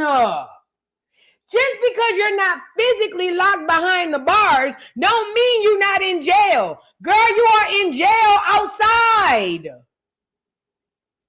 Like, how do y'all miss that? Them people, you got to check in with them every month and they watching every freaking, you are literally in a huge prison outside. This is why I say you would think she'd go away from this stuff. No, she's been into her own propaganda and she believes in this shit. So now she says she's going to help people be motivated to make the money. Your ass going to be back locked up. Y'all can't even see this, but she thinks she won. And now that I'm even being watched, everything is going to be watched that I do. I'm on this 20-year, basically probation. It makes me have to move different. So yes, I have to submit any movement to them, any partnership, any business. People got to know that I'm in this FTC agreement. So when you say any move you make, so for 20 years, you have to notify the FTC if you do any additional businesses. Correct. They're watching whatever you post on social media, whatever you claim. I'm sure. Do you have to notify them if you move out of the state in which you are Everything legal? I do. Do you have to let them know when you travel? No. Do you have to let them know and report any earnings that you make? Yeah. And in exchange for that, you did not have to pay back a dime. No. But see, so one of the things I will say, that I would say that gave me a good opportunity to be able to go through this in the way in which I went through it. I want to say it that way. I didn't ignore them. A lot of people get these notices and they just ignore them. And you can't ignore them. Answer them. As soon as I got the notification, I called a couple of attorneys and spoke to a couple of attorneys, and this person told me this, and this person told me that, and this person petrified me, and this person told me I got to pay all these millions of dollars. I'm like, oh my God. And I'm like, what am I doing? Let me call my attorney. My attorney got on it immediately. If I would have known that I couldn't say the things that I said as a truth of what I do and want to do and still going to do, I would have never spoke some of the things out of my mouth that I spoke. When you say if you would have known the wrong you made, what wrong did you make? You cannot say the amount of money you're going to help people make. You cannot say them. Listen, Coach Stormy ran a pyramid scheme. And for those of you who don't know what a pyramid scheme is, let me give you the gist of it. Somebody at the top recruits people and say, hey, if you recruit more people, you'll make money. And then those people go recruit people and tell those people, hey, if you recruit some people, you'll make money. And then those people go recruit another. So let's say the first person at the top go get 3 people and say, hey, all 3 of y'all, if y'all go get me 3 people a piece, y'all gonna make $1,000. Let's say those 3 people at the top go get the 3 people. They're gonna make the $1,000. This is how a pyramid scheme works. But when they go get the 3 people that they got to go get, they're going to tell them the same spiel. And they may not tell them you're going to get $1,000. They may say, we're going to give you $500 if you go give us 3 people. So now that 1 turned into 3, turned into 9, and so on and so forth. Do you see how the pyramid is built? The reason why Coach Stormy was convicted of a pyramid scheme is because that's exactly what she was doing. She was saying, hey, I'm going to make you X amount of money. You go get some more people. And then they would go get people. And then they say, oh, I'm going to make you X amount of money. And nobody was making no money. It's not even the fact that she was doing it. It was the fact that she was lying, saying that she was going to make these people money when she's the only one at the top making the money. That's why she had the surgeries. That's why she have the houses. That's why she have the cars. That's why she has the 20-year probation. That is what a pyramid scheme is. And that's exactly what she did. She was recruiting people saying, I'm going to help you make X amount of dollars, knowing good and well she can't do that. And people were paying into her thinking that she was going to help them make said money. And like Mary Kay, exactly the exact same thing like Mary Kay, except they let the Mary Kay people do it legally because they were clear. But the difference between Mary Kay is, because my mama sold Mary Kay, you really could make the money. It was actually based off of a product. But with these pyramid schemes, it's typically not. It's just some get rich quick shit. So I know, like I told y'all, a person hit me up one time asking about a pyramid scheme. Hell no. It's some, oh, all you got to do is this and you're going to get money. Whenever somebody say all you got to do is, red flag. And that's what she was running. The fact that she's on a 20-year probation. Them people got to know damn near everything except when you piss. You on a 20-year probation, and instead of you walking completely away, she says now instead of telling them how much she's going to make, she's just going to help them be motivated to do it. This girl then got sucked into her own pyramid scheme. And this is the worst part. People are still going to trust her, and people are still going to go to her. And this is why I say she'll be back in jail in no time. She'll be locked up in no time, because all it takes is for one or any of those people to say, you said I was going to get this and you didn't deliver. Period. Point blank. The fact that she's even thinking about doing this and you got to report all this to the people, girl, you are foolish. And you should have just took the time at this point. I would have rather figured out how to pay the money back than for them people to give me 20 years of probation. That doesn't even make sense. But let Coach Stormy tell it. She says she's good. Now she's just going to be the motivator. Good luck, Coach Stormy. Y'all in the chat, whenever y'all get people hitting y'all up, oh, all you got to do is this and you're going to get that. Red flag. The reason how you know what a pyramid scheme is, if somebody come recruit you and say you got to recruit somebody else, red flag. I don't give a damn what it is. If it's raffle tickets, anytime I'm up, I'm going to come to you and say, hey, I'm going to give you this, but you got to go get this, red flag, pyramid scheme. You see what I'm saying? Woo. The one thing I will give Mary Kay, though, like I said, Mary Kay did have a product to sell. My mama sold Mary Kay. If you sell the products, you can make the money. If you don't sell the products, then you won't. At least she gave them, at least Mary Kay gave the people something tangible to sell. And did y'all know, put a 3 in the chat if y'all knew this. Did y'all know the whole Mary Kay thing was stolen from Madam C.J. Walker? Put a 3 in the chat if y'all know that. Madam C.J. Walker was Mary Kay before the Clear came and made it Mary Kay. They literally took her whole stilo. They stole her whole flow, the whole rhyme, word for word, bar for bar, and then turned it into Mary Kay. And I believe they gave her the cancer that killed her so they could do it. That was Madam C.J. Walker's whole thing. That's how she made a whole bunch of black women entrepreneurs in the early 1900s. Yes. All Mary Kay did, I'm not Mary Kay, all Madam C.J. Walker did was literally go to the women and say, hey, I got these products, these hair products. I'm going to make you an entrepreneur. Here, all you got to do, here's your invest in whatever you have, and this is going to make you your own businesswoman. And those women went out around the world and around America and sold their product and became their own businesswomen. So Mary Kay, the whole model was stolen from Madam C.J. Walker. Crazy work. But you know, the Clears don't create nothing. I keep telling y'all that. They are not creators. It is not in them to create. They have not been here long enough to create. Everything that they give you has been stolen from somewhere else. It is impossible for those Clears to create. They are not creators. I don't give a damn if it's something you never seen before. They are not creators. Everything that they have or create comes from something or somebody else. They don't have it in them to do it. It just is what it is. Okay? Yeah, they create confusion. Somebody say create nothing but confusion. I'll take that. Create nothing but confusion. Exactly. Niggas say they could barely make babies. Oh, I'm gonna stop you when you start lying. Keep going. Hello. I ain't lying. You have, and this is not to be funny or racist. Think about it. Clears cannot have a lot of babies. The average Clear does not have a whole bunch of babies. And even back in the 60s and 70s when y'all thought they were, them was Cabbage Patch Kids. Bloop. Did y'all know that? Back in the 60s and 70s where we thought Clears was having 4, 5, 6, 7, 8, 9. No. Them was Cabbage Patch Kids. Them was kids coming off the train. Off the, what's the name of that train? We did a whole educational. Yeah. Them wasn't their kids. Why you think they didn't like their mom? Yay. That wasn't their kids. They might have had 1 or 2 orphan trains. That's what it is, Miss Hart. Thank you. That was the children came off the orphan trains. Yay. When y'all see them old pictures of Clears with all of them children, them ain't their babies. Maybe 1 or 2 of them, but for the most part, them is not their babies. Them is orphan train babies. Cabbage Patch Kids. Clone babies. Facts. Go look it up. We already talked about it at Educational Friday. Facts. Go look it up. It's a fact. Especially people, whites who had land, most of them had orphan kids because the orphan kids were bred to do field work. Did y'all know that? The orphan train and the Cabbage Patch Kids, one was for population, obviously. 1222 in the chat.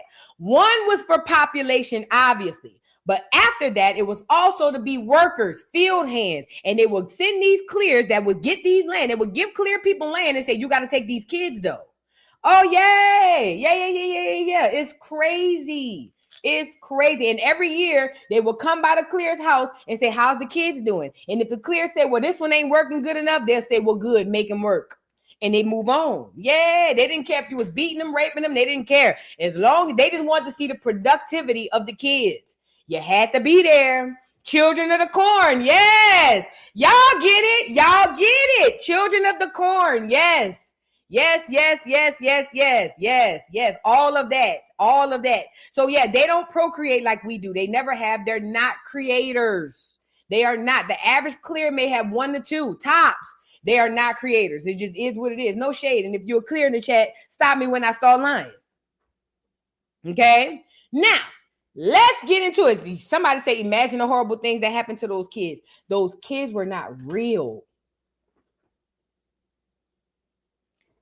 Those kids were not real. We walking around amongst a whole bunch of descendants of clones. Did y'all know that? Those children were not real human beings. They were made in a lab. I'm not making this up. It's literally documented. Those children that came off of those orphan trains were literally bred in a lab, in a test tube, and grown in a field. Yes, yes, yes, yes, yes. Yes. And those went on to integrate with the human society. And of course, they probably got part human ones now. But most of the clears that you see walking around now are descendants of Cabbage Patch Kids, descendants of clones. They're not real. Facts. Look it up. Let's move on. Let's move on. Speaking of Cabbage Patch Kids, let's get to this one. Bhad Bhabie, is that her name? Here go a Cabbage Patch Kid descended here. Bhad Bhabie. Now, y'all remember her. She's the Catch Me Outside girl. Let me see if I can find the Catch Me Outside. Let me see. Y'all remember her when she said, "Catch me outside"? How about that? Bhad Bhabie. How you spell her name?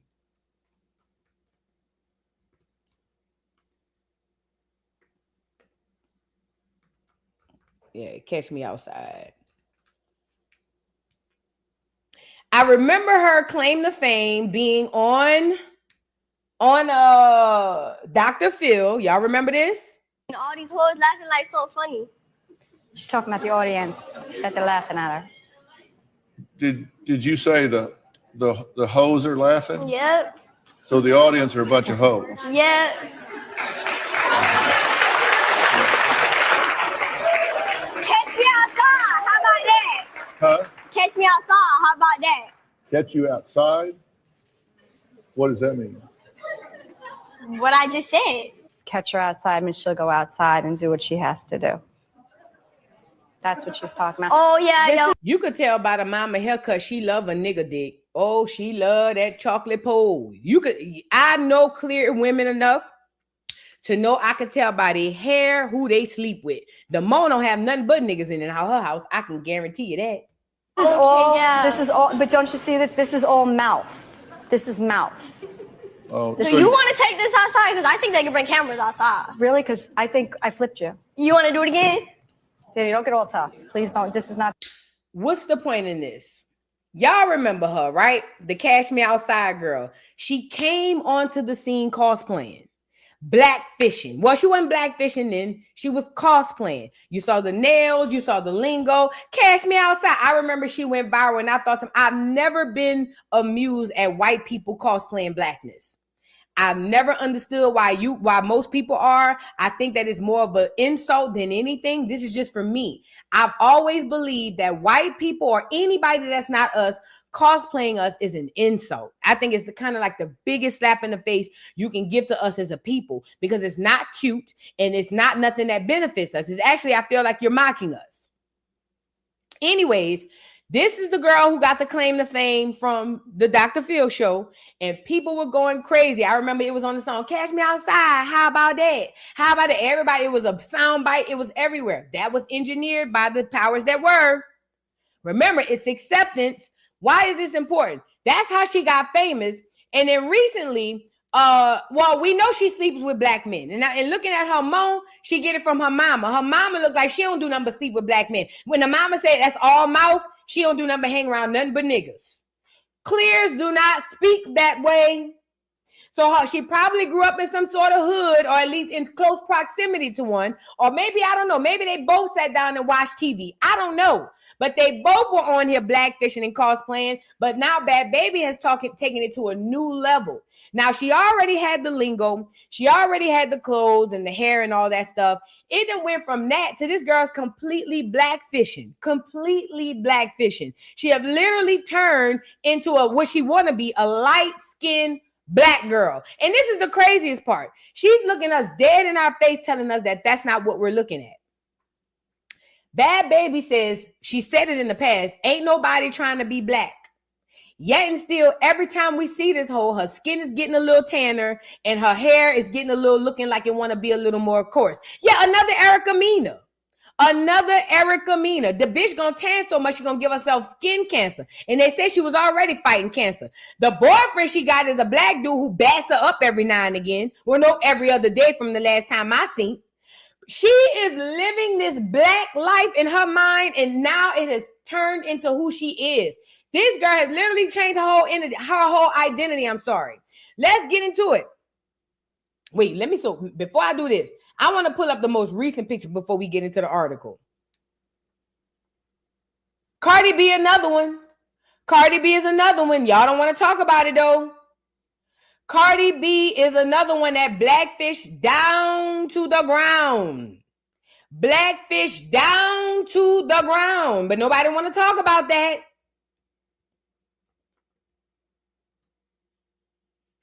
Cardi been catfishing so much, it's ridiculous. Y'all think that is normal now.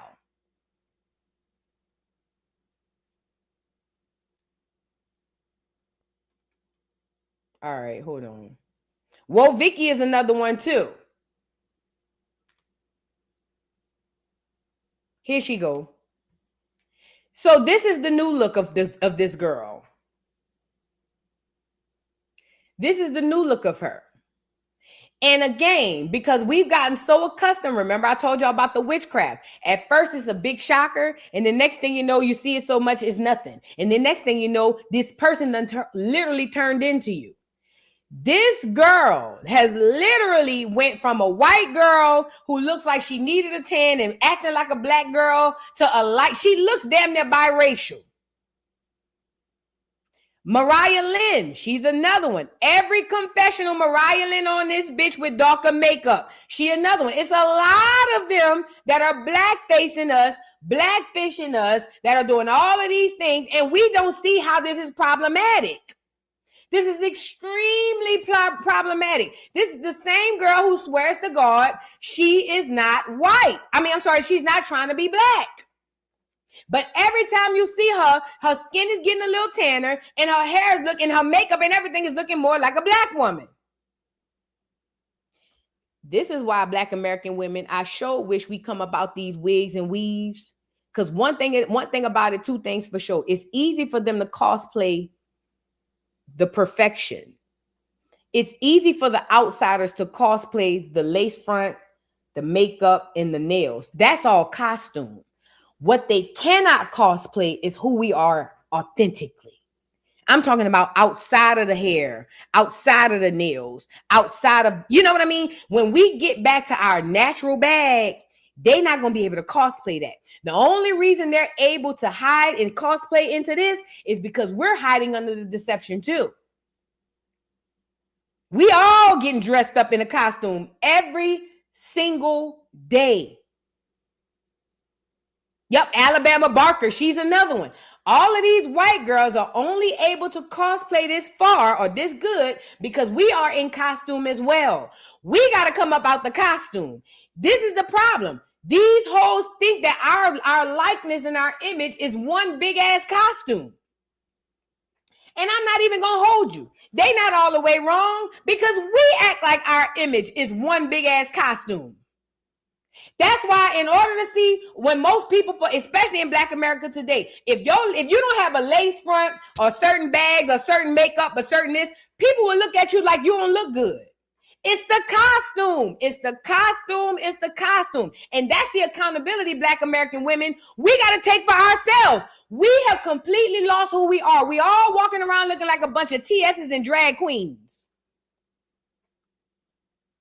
We are literally walking around looking like TSs and drag queens. And this is how these clears are so easily able to come in and cosplay you.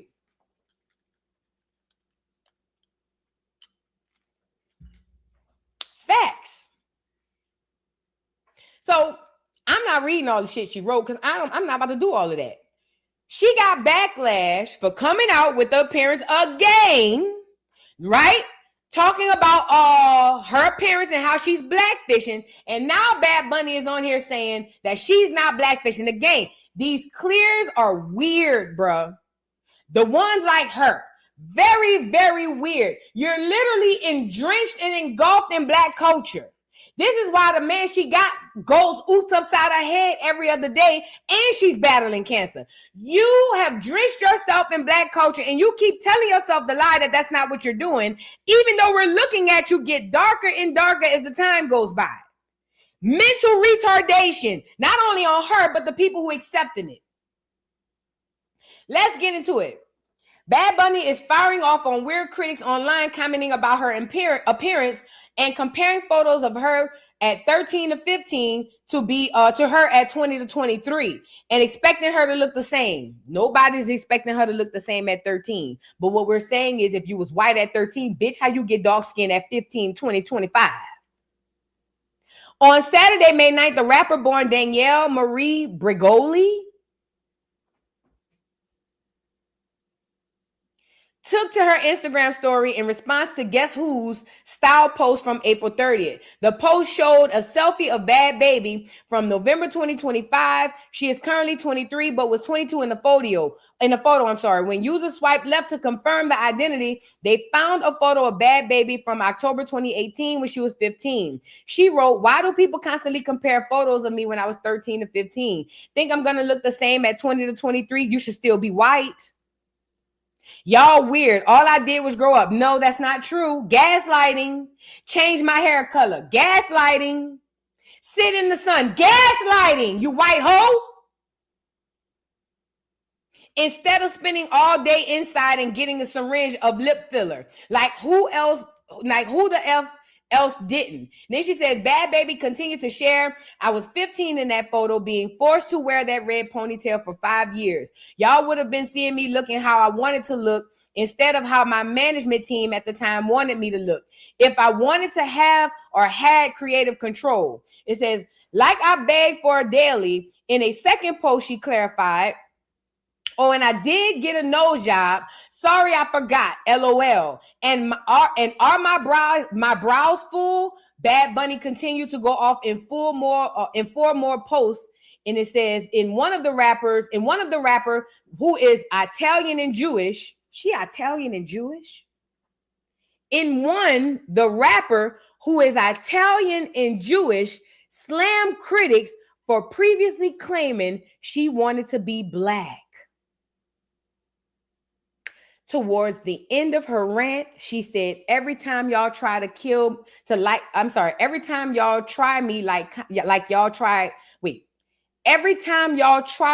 y'all Kanye crazy, I'ma go Kanye crazy.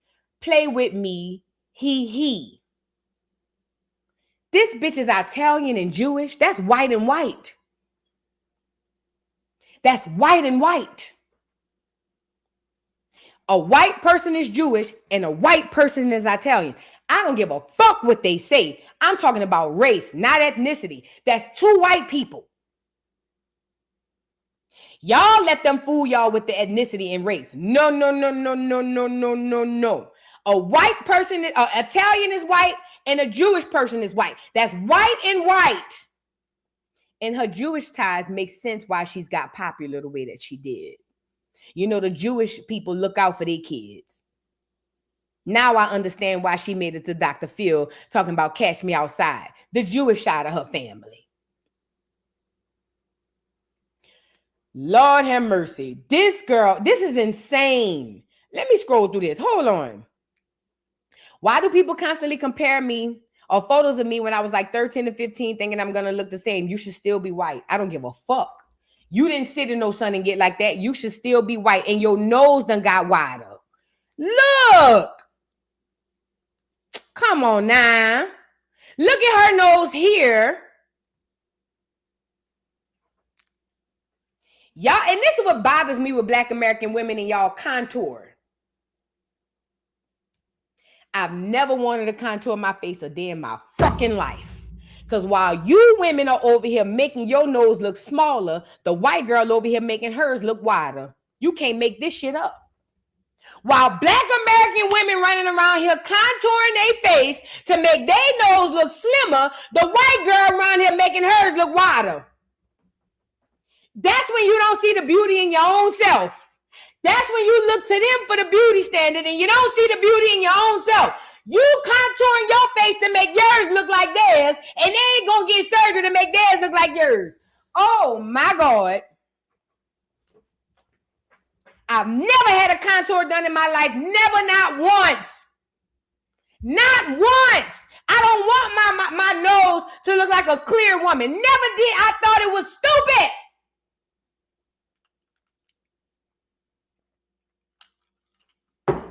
Never understood it. Every day, these women going to get all this white shit up under their eyes. They putting all that white shit on side their nose so your nose could look smaller, and she around here making hers look more like yours. And y'all call it contour. Y'all don't even realize you're erasing your own features. We supposed to have fuller noses. I've never got a contour in my life. Never, never, never. Not once. Yeah, it make them look like TS's. And y'all be looking like niggas when y'all take y'all pictures. Said what I said. And you can see all the white shit under your eyes. I've never gotten it one time in my life. Y'all don't even understand the witchcraft behind the contour. Destiny swapping. You slimming your nose out and they making theirs bigger. You don't see that destiny swap?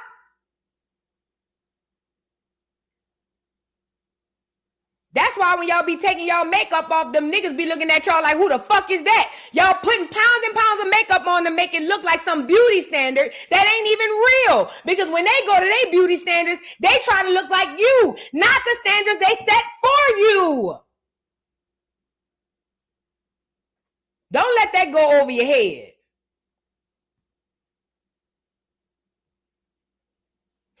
Girl, listen, this girl thinks she's slick. This girl thinks that she is slick. Girl, you are blackfishing. And the only person, and like I said, she got her little fans and her little people over there probably that's gonna windmill with their head down and say that girl ain't doing nothing wrong. Look at her lips, her nose, her eyes, all of it. And she wants us to believe all she did was sat out in the sun. This should be disrespect. This is very disrespectful. I don't think any black woman should be okay with this. This is highly disrespectful. And I don't care what kind of black you is. This is extremely disrespectful for this white girl to be cosplaying this much. But I never understood y'all who have the white best friends no way that's in the hood acting like they y'all. I always looked at y'all stupid. A bunch of nigga bitches with a white girl with buku tattoos and a bad build and buku biracial children hanging with y'all. I always thought y'all was foolish. Never understood it. Never understood it. I think there's some mental issues going there too.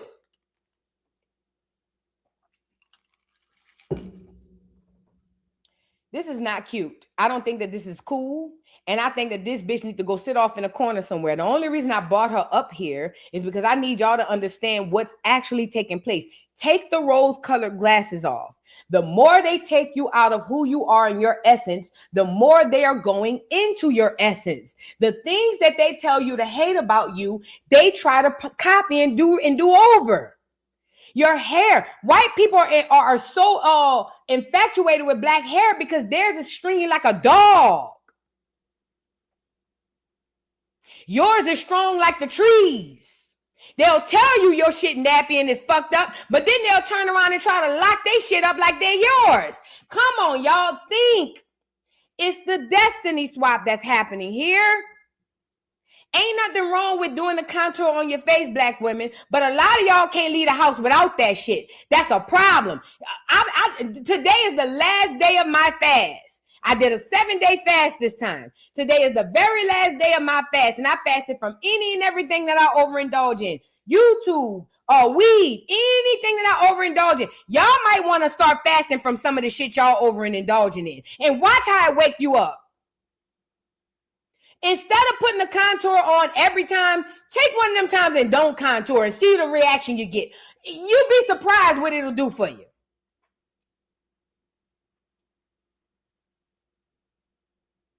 Black women, Black American women, we got to start waking up. We got to start waking up. And we got to start shunning shit like this. This is very disrespectful, highly disrespectful, and I hope she go crawl back into whatever hole she done crawled in. I'm pretty sure the nigga gonna pop her anyway again, because let me tell you something about a bitch like her. She's already hella insecure. She already got a whole bunch of body issues. She have an identity issue. Her mom look like she got an identity issue, so it come from the mom. You see what I'm saying? Man, watch out. And she a Jew? Makes all the sense in the world. Now we know why she made it to Dr. Phil. You get it? If she's a Jew, now we know why she made it to Dr. Phil. Does that make sense? Now we know why she went viral when she made it over there to Dr. Phil. Does that make sense? These people be playing in our face like crazy. Moving on. Did y'all see young Pharaoh reappeared?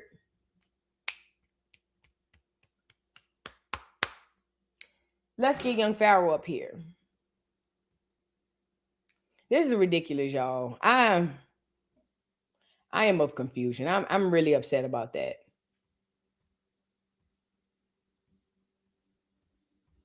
.607 Unc had young Pharaoh on his channel. I used to watch a lot of young Pharaoh. I'm not gonna lie. This don't look or sound like young Pharaoh. But if y'all don't know who young Pharaoh is probably one of the most educated brothers we had. And I'm saying had because I don't think that this is the same brother that was.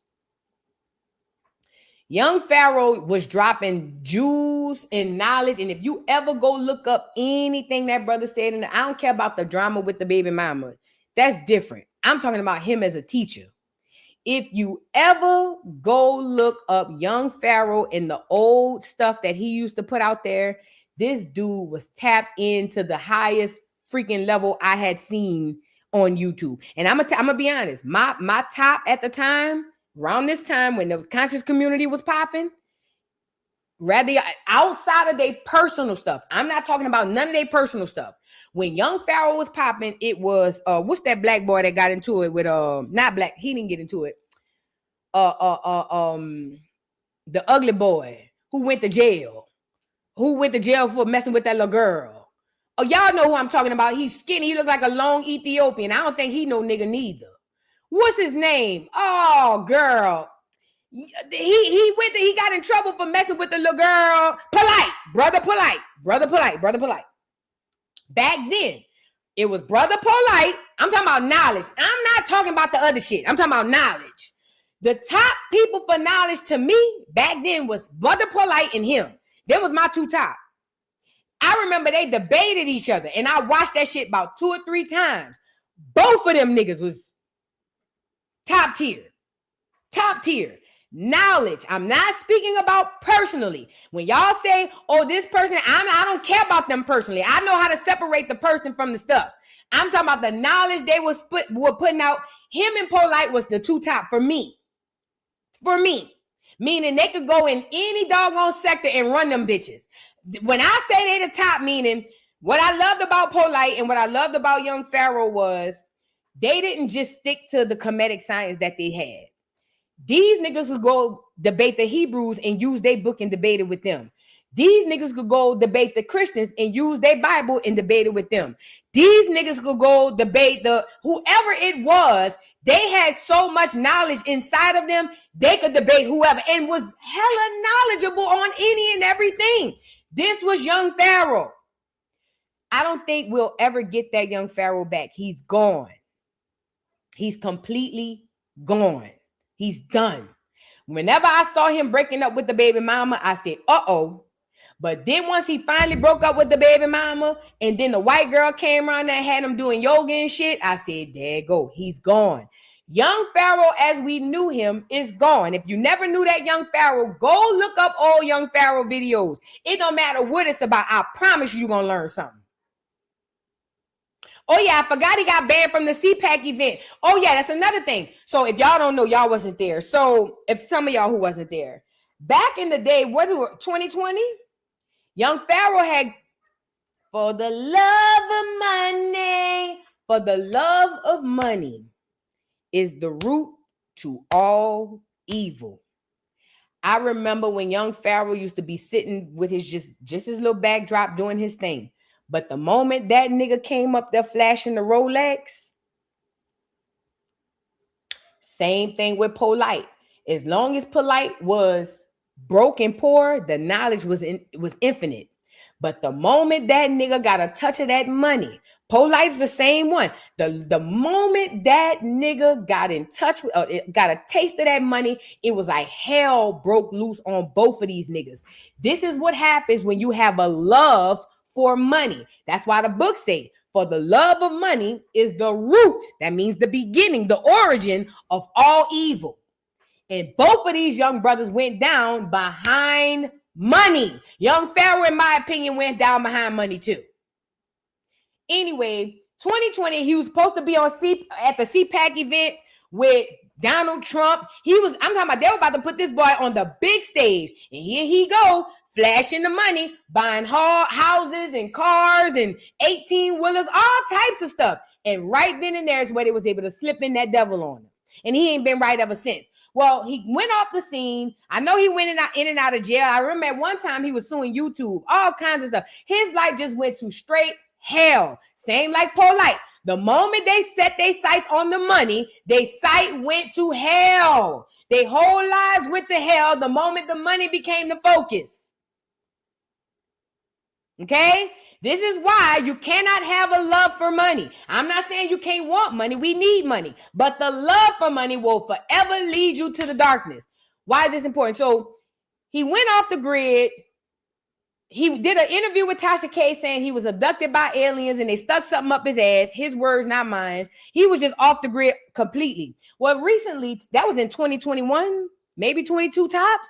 Now he's resurfaced and he is not the same. I'm going to say this. I went and saw some other clips, and I only did it for research purposes because I'm fasting from YouTube. I won't be able to get back on YouTube and actually watch any videos until tomorrow because that's when my fast ends. And I'm so mad because I want to watch Armand. I got to watch Armand's take on Tasha K. And I definitely want to go watch this interview to see what it is he said. But in some of the clips that I've seen in research purposes on Instagram, he does have some knowledge there, but I don't think this is the same young Pharaoh. Let's get into him. And one of the things that stuck out to me was his voice. His voice is completely different. You can hear him, but you can't hear him, if it makes sense. His voice is different. His mannerisms is different. His face is different. It's given. I don't know if this is the clone him or if this is him for sure. But either way, we're going to get into it. Let's get into it. Well, targeted me, but also I would just say, had I not knew the law or been wise enough to know how to get through this, and I would have died, I wouldn't be here. So for me, what really just blew me was just like, how many have y'all did this to that died, So that is it never stress? made it out? You and Rashad Jamal had to run together, didn't y'all? Yup, and we're going to bring that up. But I don't know him, though, and we still going to bring it up. I would say stress, but really what it is, it was just betrayal. Like, and I say this on camera. Was that stress you? Yeah. Like, imagine the government or imagine this racist-ass white trying to clip you. So they stopped you from making your videos? No, fucking videos. I got deleted off everything. And you keep getting deleted on stuff. They keep closing your cash out. They keep closing your bank account. What you do all the millions on YouTube? What happened with the traction? The government targeted you? Well, targeted me, but also I would just say, had I not knew the law or been wise enough to know how to get through this, and I would have died, I wouldn't be here. So for me, what really... So this is him saying that the law targeted him, but it was because of him knowing the law. I'm going to tell you what I know to be a fact. This is not the same young Pharaoh prior to the target. This is not the same person. Some might feel like, oh, well, maybe his voice changed due to the drugs. It's not even the tone of his voice.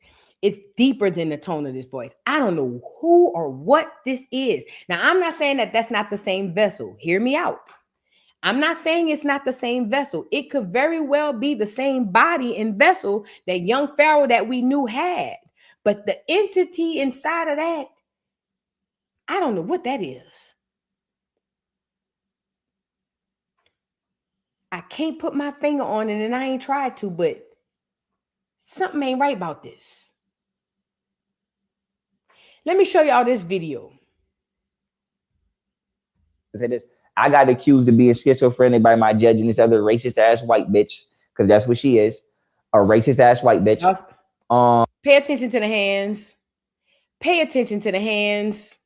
Pay attention to the hands. Not because I've actually was ever arrested for mental health or anything like that, but because they said I'm delusional without being detailed. And when I said, please be detailed about why you're saying I'm delusional. What is delusional? She said, you're delusional because you claim that the United States government human trafficked you and violated your human rights, and you must be schizophrenic. And they sent me back to Binghamton Psych Ward. And that was on the 26th. I got there on the 27th. And I got out and said this. I got accused of being schizophrenic by my judge and this other racist ass white bitch, because that's what she is, a racist ass white bitch. It's good to see him back. And some other clips, he does have some knowledge. You can still see it.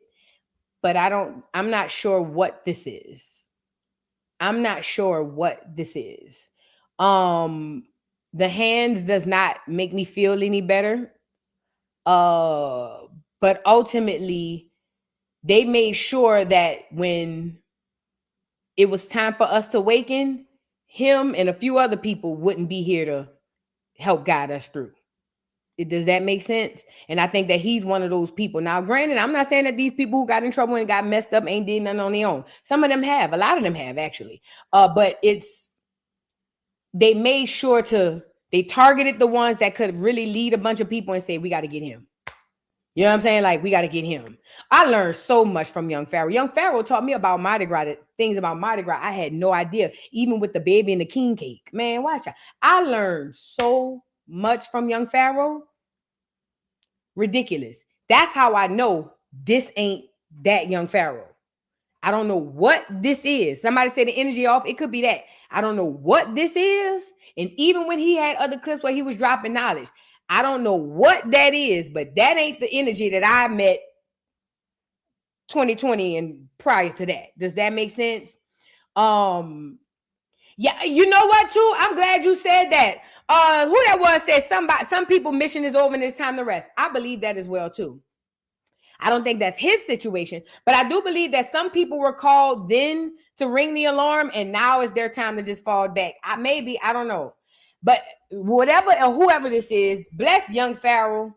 I don't think we'll ever get the old young Pharaoh back.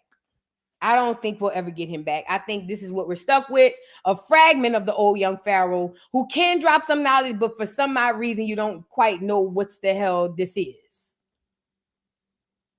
Somebody said he's showing you that they got him. Oh, yeah. You're not going to find none of his channel. They deleted they did him like they did Charleston White. Well, they did Charleston White like they did him. So they deleted all of his stuff, but they allowed everybody else to post his content. So if y'all ever look for him, don't look for his channel. Like I remember one was Otten University and the other one was, it was a whole bunch of channels he had. I know he had the Otten University. You can't look for that because they done got rid of most of that.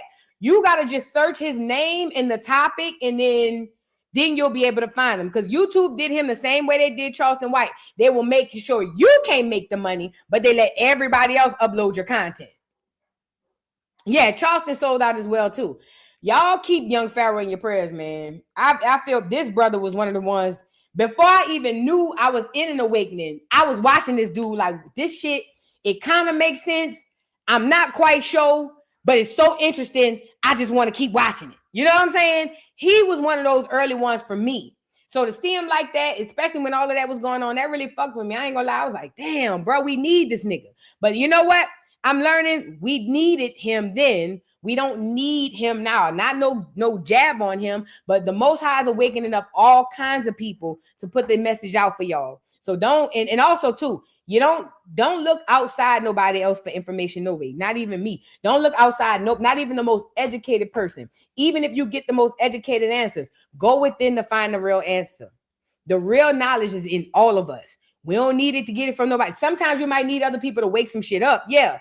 But for the most part, all the knowledge you need, the real truth is inside of you. Okay. Now you got to settle yourself enough to hear yourself so that you can know and hear the truth when it's the truth. Everybody can't just hear the truth. Most people are very distracted. That's why I tell y'all to ground, meditate, and pray, right? Don't listen to nobody outside of you. Hear the information and go within you and find the right answer. But bless young Pharaoh heart, man. I feel bad for him. You bless his heart. Bless his little heart, man. Crazy work. Moving on. Like the video if y'all haven't already. Where are we on likes, y'all? Make sure y'all like the video. Also, if you want to support the doll, hit that link. Babe is the new wave. Go ahead and get y'all some merch. Get y'all some gear if you would like to support the doll, okay? Now, we got to get into this Hantavirus. It's in Atlanta. We talked about Hantavirus, y'all. Hantavirus is that new thing. They had a bunch of people on the boat on a cruise ship that was allegedly infected with Hantavirus due to a rat. I don't know why people are still buying this stuff, but here we are. So allegedly a rat infested with Hantavirus was loose on a cruise ship, and one person died, and they quarantined the ship, and then they let the people go. Now, they've been told us they let people back in, or at least Georgia. They've been told us Georgia and a couple of other places. But now all of a sudden, because they need to add fuel to the fire, make more panic, here they are giving us more details about these Hantavirus people, okay? Let's get into it, y'all. Now, before we get into it, I'm going to say this. This is what I believe. I believe this is 95% propaganda, 5% virus. I believe this is 95% propaganda and 5% virus, meaning, yes, there is some sort of virus, some sort of illness there, but that's not the threat. I think the biggest threat is the propaganda, the stuff behind it. I told you they're gearing up for a new pandemic. We spoke about this. If you're new to the channel, we spoke about this on many occasions. I told y'all last year, I said, hey, bro, they're going to drop out a new pandemic, and y'all got to remember everything they did during COVID so you won't repeat it for the new pandemic. Now, I'm not sure if Hantavirus is going to be the thing that rolls out the new pandemic, but if it's not this, it's going to be something else that is going to be the new pandemic. And this pandemic is going to cause us to have to stay inside, quarantine, wear the mask, the whole 9 kit and caboodle, so they can do whatever else they did during COVID. I know during COVID they say they was putting out 4G towers and all of that stuff. So who knows what they're going to drop off for the next pandemic. The only thing I tell you guys is never forget what they did last time, because history repeats itself. And the reason history repeats itself is because history is now, and now is history. That enemy is not a creator. They don't make nothing new. They just recycle it over and over and over again. Okay? Now, nobody spoke on the virus that was on the Caribbean cruise where 100 plus people were sick after the cruise. I ain't hear about that. That one didn't make it to the news. Lord have mercy. Send that to me. I ain't hear about that. But anyway, we got to get into this. American passengers from cruise ship affected by Hantavirus arrive in the U.S. At least one person tests positive with no symptoms. This is for panic. On Sunday, the passengers who were aboard the MV Hantavirus cruise ship, which had been affected by Hantavirus, disembarked in the Canary Islands. Wait, they already told us that them people left. We reported on this last weekend. The passengers were chartered on military and government planes back to their home countries. It says, according to AP News, health officials said one of the 17 American passengers evacuated from the ship has tested positive, but is not showing symptoms. Oh, Lord. That's for panic, too. So y'all could think that it's outside and you just can't see it. Does that make sense? Then it goes on to say the aircraft carrying the American passengers arrived in Omaha, Nebraska early Monday and were taken into the University of Nebraska Medical Center. The medical center, which has federally funded quarantine facility, has a special unit for treating people with highly infectious disease. Kayla Thomas, a spokesperson for the Nebraska Medicine Hospital, said one passenger will be transported to the Nebraska Biocontainment Unit upon arrival, and then it says while other passengers will go to the National Quarantine Unit for assessment and monitoring. The passengers who is going to the Biocontainment Unit, tested positive for the virus but does not have symptoms. Okay, let's get into it. HHS through ASPR.gov and CDC.gov is supporting at State Department in the repatriation of 17 American citizens from the MV Hantavirus cruise ship affected by the Aries virus or variant of Hantavirus. All 17 are currently en route via State Department airlift to the United States, with 2 of the passengers traveling in the plane's biocontainment units out of the abundance of caution. One passenger currently has mild symptoms, and another passenger tested mildly PCR positive for the Andes virus. What the hell is the Andes virus? As of now, the airlift will transport passengers to the ASPR Regional Emerging Special Pathogen Treatment Center at the University of Nebraska Medical Center, Nebraska Medicine in Omaha, Nebraska, before taking the passenger with mild symptoms to the second RESPTC. Girl, did they not? The center is named RESPTC. Y'all don't see that? Nebraska, before taking the passengers with mild symptoms to the RESPTC at its final destination. Upon arrival at each facility, each individual will undergo clinical assessment and receive appropriate care and support based on their condition. These people playing in our face, bro. Not the place called the RESPETC people. These people playing in our face. Hold on. Let me see if I go pull up a video. This is a lot. How you spell this shit? Hantavirus.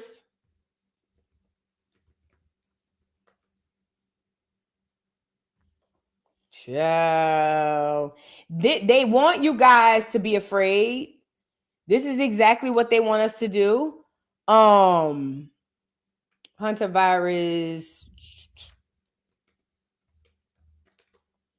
Let me see. I want to see if I can find a video. Here we go. I think we got one. Let's get into it. 2 passengers exposed to Hantavirus have arrived in Atlanta, are being monitored at Emory Universal Hospital in DeKalb. So they're bringing them to the regular hospital. Oh, let's get into it. So if y'all in the hospital, this for more panic. Remember, let me say this before we get into the video. The reason they're doing this is so when they say that it's spread it to everybody and people start panicking, you're gonna be able to say, oh, I see how they did it. Because remember, the passengers, this is all a play. But let's get into it, y'all. Oh, I ain't got no volume on this. But this is them, I guess, the 2 patients arriving at Emory in Atlanta. Girl, this is cap. Y'all do know this is cap, right?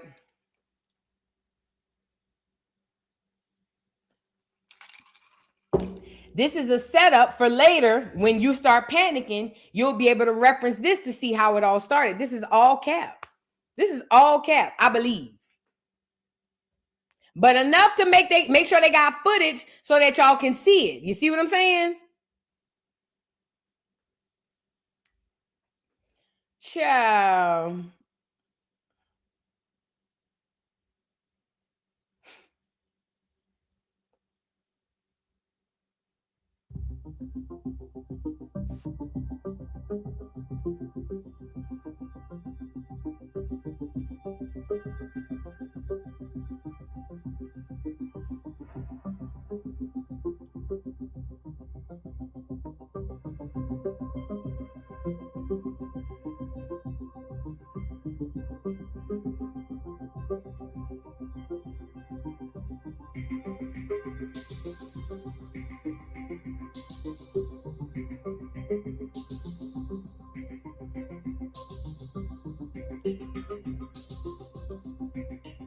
This is all so that you can be, it can be instilled in your mind. So when they drop this shit and say, y'all got to go inside, you'll have this to reference to say that it's real. And this is the worst. This is the worst part, because they're going to get people emotionally charged. People are not going to want to hear rhyme, reason, or logic. They're going to just go with the move and say that this is a deadly virus. We all got to quarantine. This is to separate us, y'all. This is to quarantine us, put us inside out the sun, and to separate us. This is also spiritual warfare as well. I told y'all we've been under a biochemical war for how long? Nobody wants to talk about how America has been under a biochemical war against us all this time.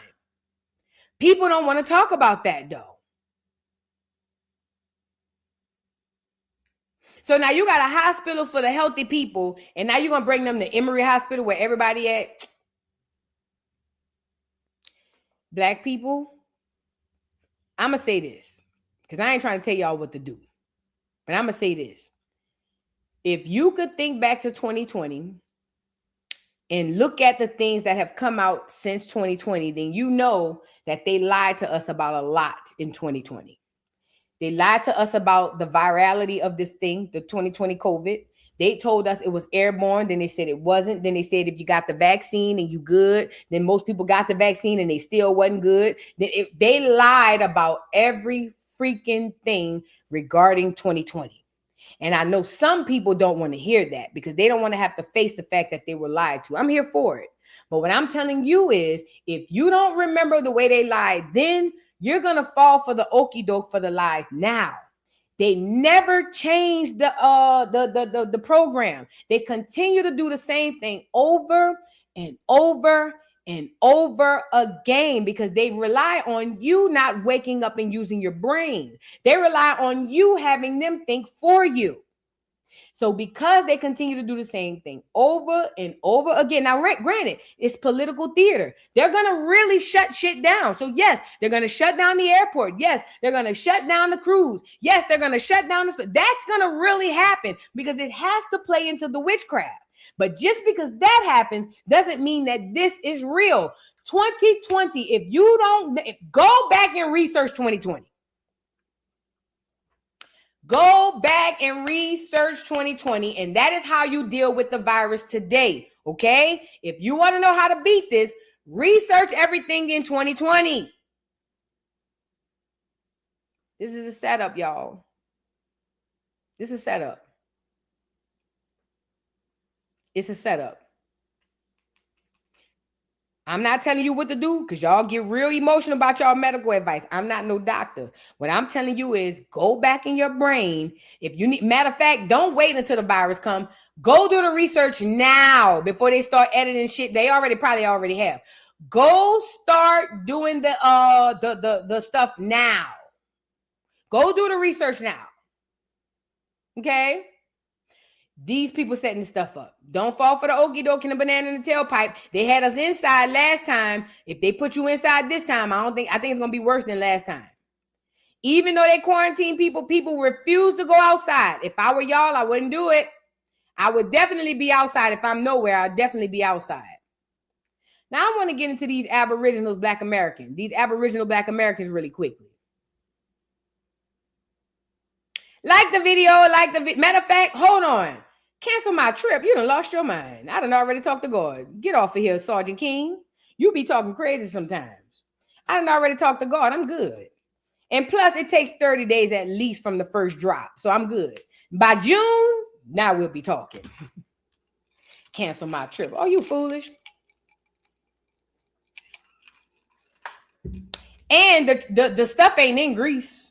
It's in Atlanta. At the end of the day, I should be moving out of Atlanta. The virus ain't in Greece. It's down the street. The virus ain't in Greece. It's up the street. I'm more at risk home, okay, than I am out there in Greece. As a matter of fact, going to Greece might save me because the people is up down the street right now. That's where the virus at, right up the street. They right here. They right there. I need to be leaving up out of Georgia. That's what I need to. Girl, y'all is crazy. I need to be getting the hell up out of here. They up the street, girl.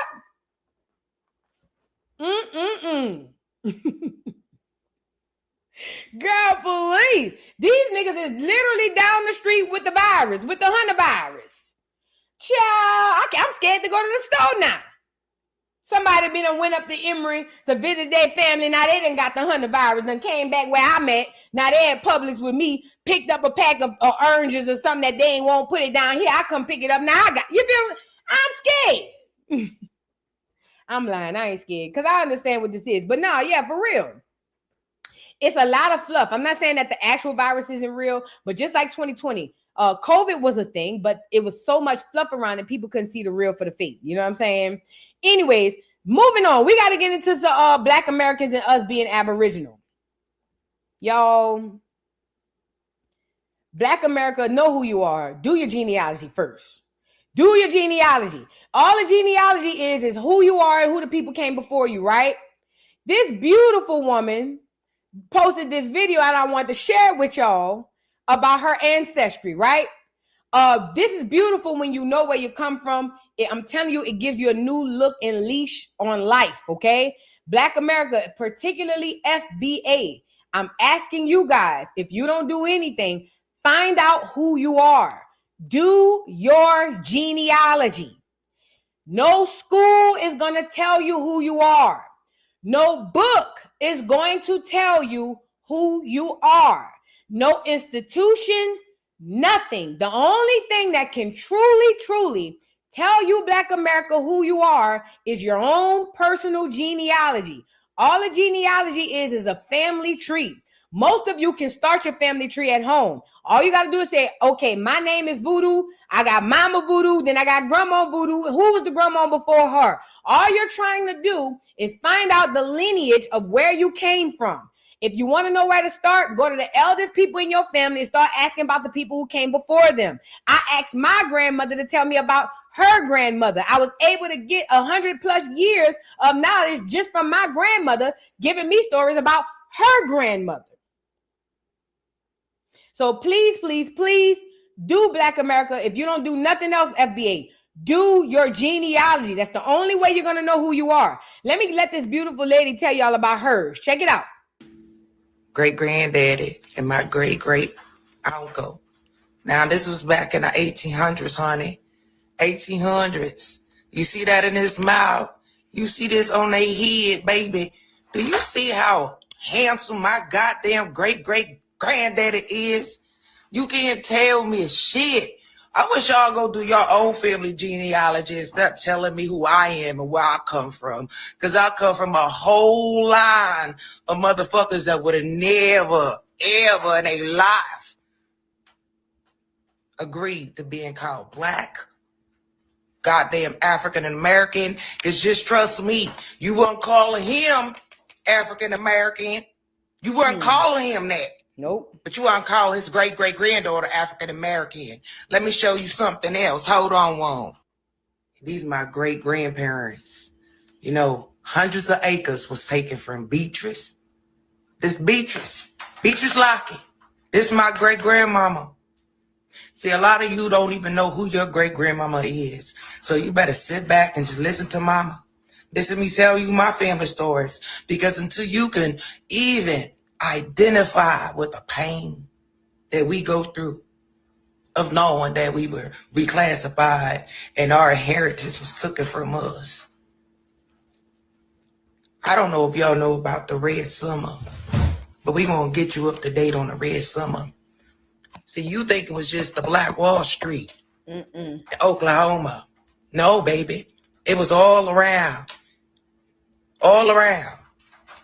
All throughout that summer, they went 5, 6, 7, 8, 9, 10 different states at the same time and was just blowing things up, baby. This is what happened, honey. This is what happened. They chased all people off their land. Mm-hmm. And do you understand that the YT people who paid $5 to get on these reservations and take these land lots, everything that they had still in the house. That's just like they put me out of this house today and chased me off. Everything that's in here, they keep it. Down to the pictures, the artifacts, down to the memories, down to my TVs, my damn jewelry, my clothes, everything belongs to them. I'm just trying to tell you what happened, baby. Shout out to this beautiful sister. She has her genealogy. There's a level of independence and pride that comes when you know where you come from. And let me just say this too. We talk about reparations. The reparations are hidden inside of your genealogy. Like she said, hundreds of acres of land was taken from her family. She can go down to the courts, to the state, and make them give her that land back. Please, Black America, do your genealogy. Let me show you this video. Because the reason I'm saying this is because we've been back and forth about who we are. I did a video about us being so-called African. I told y'all we are not African, nor did we ever come off of a boat from Africa. There's nowhere that can prove that we came off of a boat from Africa. There was an intra-American slave trade where they were taking Black people, Negroes, and moving them from the South and North, or North and South, the Caribbean, South America, into back and forth in between these continents, but not from Africa. That's the biggest lie you've ever been told. And this is also why the Africans are able to tether on to us, because the Africans know that as long as you believe you come from Africa, they get to say that they are the beginning, they are the alpha, right? And you are the one, it's almost like when you say you come from Africa, you're saying that you're a descendant of them. Mind you, the African cannot do what we do. They can't sing like us. They can't walk like us. They can't talk like us. They can't do nothing. They can't build what we build. They can't create what we create. Shout out to the Africans. I'm just telling you the truth. They are highly incapable of doing a third of what it is that we do. So whenever we sit up here and swear to God that we came off of a boat from Africa, what we are then inadvertently doing is saying that they are the beginning and we are somewhat the cart that came after the horse. And that's not true. These people came from us, okay? And I'm not going to say they came from us. I'll just say this. We, Black America, are the original beings on this earth. Before any other melanated group ever, we came first, okay? Now, mind you, we are the civilized group. We are the ones that the Most High God sent across the world and said, go be fruitful and multiply. That's who he told. He told that to us. So we are the Moors that people talk about that traveled all across the world and taught civilization to these people. This is why right now to this day, and I'm going to keep saying it, we are the cleanest people on this earth. We're the only ones who live the way that we live, to the magnitude in which we live, because we are the genesis of this shit. But as long as you continue to say that you come from Africa, you will continue to put them before you, and that's not the truth. Genealogy will prove that to you. This is why I tell you to do your genealogy. Let's get into this video, y'all. Like the video. They're not us. They're not the originals, the Aboriginals, the true Black Indian. You have the Black natives that were here before. Then General Gadsden and Andrew Jackson came, and then they were at the Negro Fort, and they came and they bombed the fort and killed the women and children and enslaved the people there, because it was a Black settlement here in Apalachicola up the street. And they were like, we can't have free Black slaves here, so we need to enslave these ones. If they had the freedmen settlement here, then all the Black people would be trying to come here. So they took them, killed them, and enslaved them. So the Black people who were here were never enslaved. They were never slaves. The ones that were here before they got here, no. There were Black people already in the United States. You know, they redid the categorization because they want you to think the natives that you're seeing now are the original natives when they're not. Black Americans. Y'all remember when Jesse Jackson was running for president? The whole setup was for him to push the agenda to move the title of Black to African American. And I always had a problem with that, because I said, wait a minute. I can go back 3-4 generations and nobody from Africa, everybody was from here. Every single one of them. Why are they trying to push this narrative of an African American? Because that was the agenda, the beginning of the agenda. Yeah, let's get this man who's running for president that look like them, and push this agenda. Then you want to push everybody to this African American. I said, wait a minute, I'm not from Africa. I can go back 3-4 generations and nobody ever spoke about comes from no Africa. My grandmother is Indian. alive. That's why they're trying to wipe everything, because the true history tells who we were. And if you go back, the millions and millions of Africans that they said, first of all, you wouldn't have had the gas or the oil to make that many trips. How long would it take to get from Africa to what was called the Americas, right? You tried to say that you had all these millions and millions. Well, when they would hit the port Every person on that boat had to be listed in the book. Mhm. Well, we Smartans went to the books, found the books with all the names that were on these ships. Total was only 424,000. What happened to the millions and millions you spoke about? It don't exist because you tried to mix them with the ones who were already here. That's exactly what happened. Okay? And Then when China, Russia, India, there were 5 countries that invaded the Americas from all sides, right? We were already here.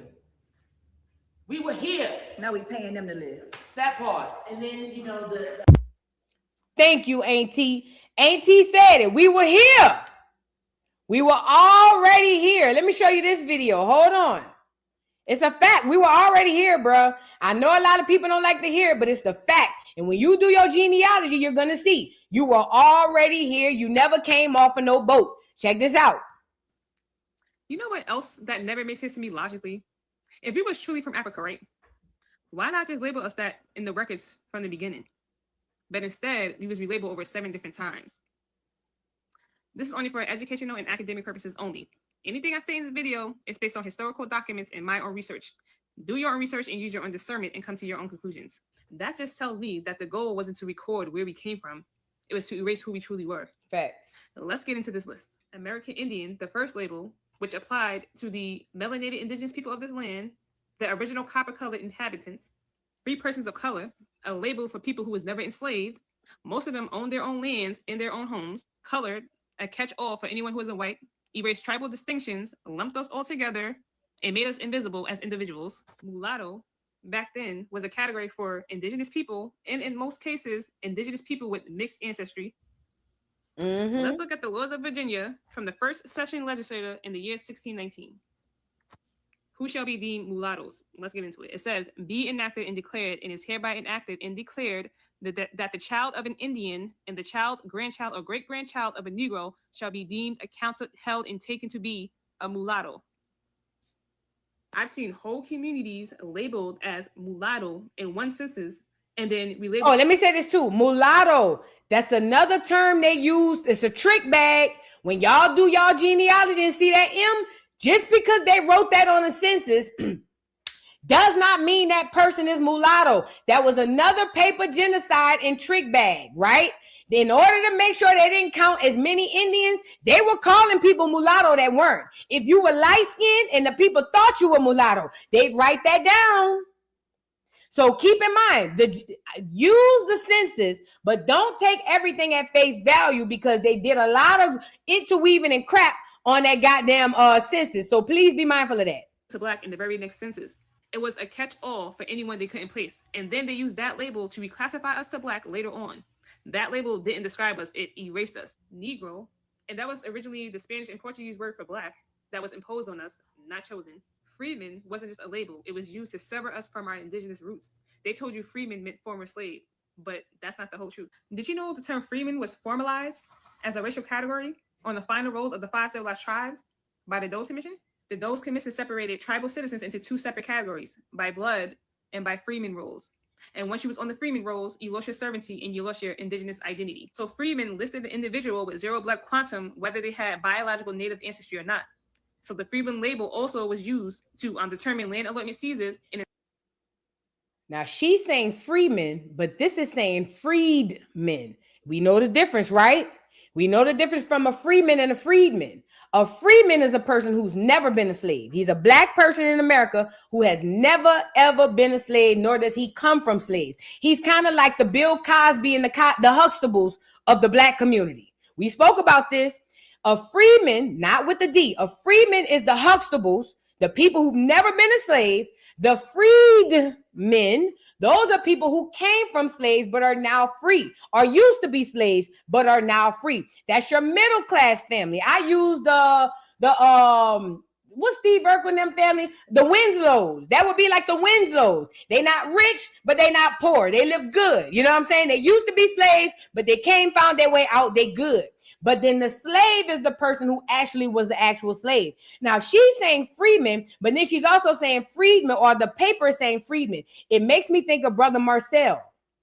He's on point by using the term freedman, because a lot of laws, or I ain't gonna say a lot of laws, there were some things written under that term legally that you can go back and get.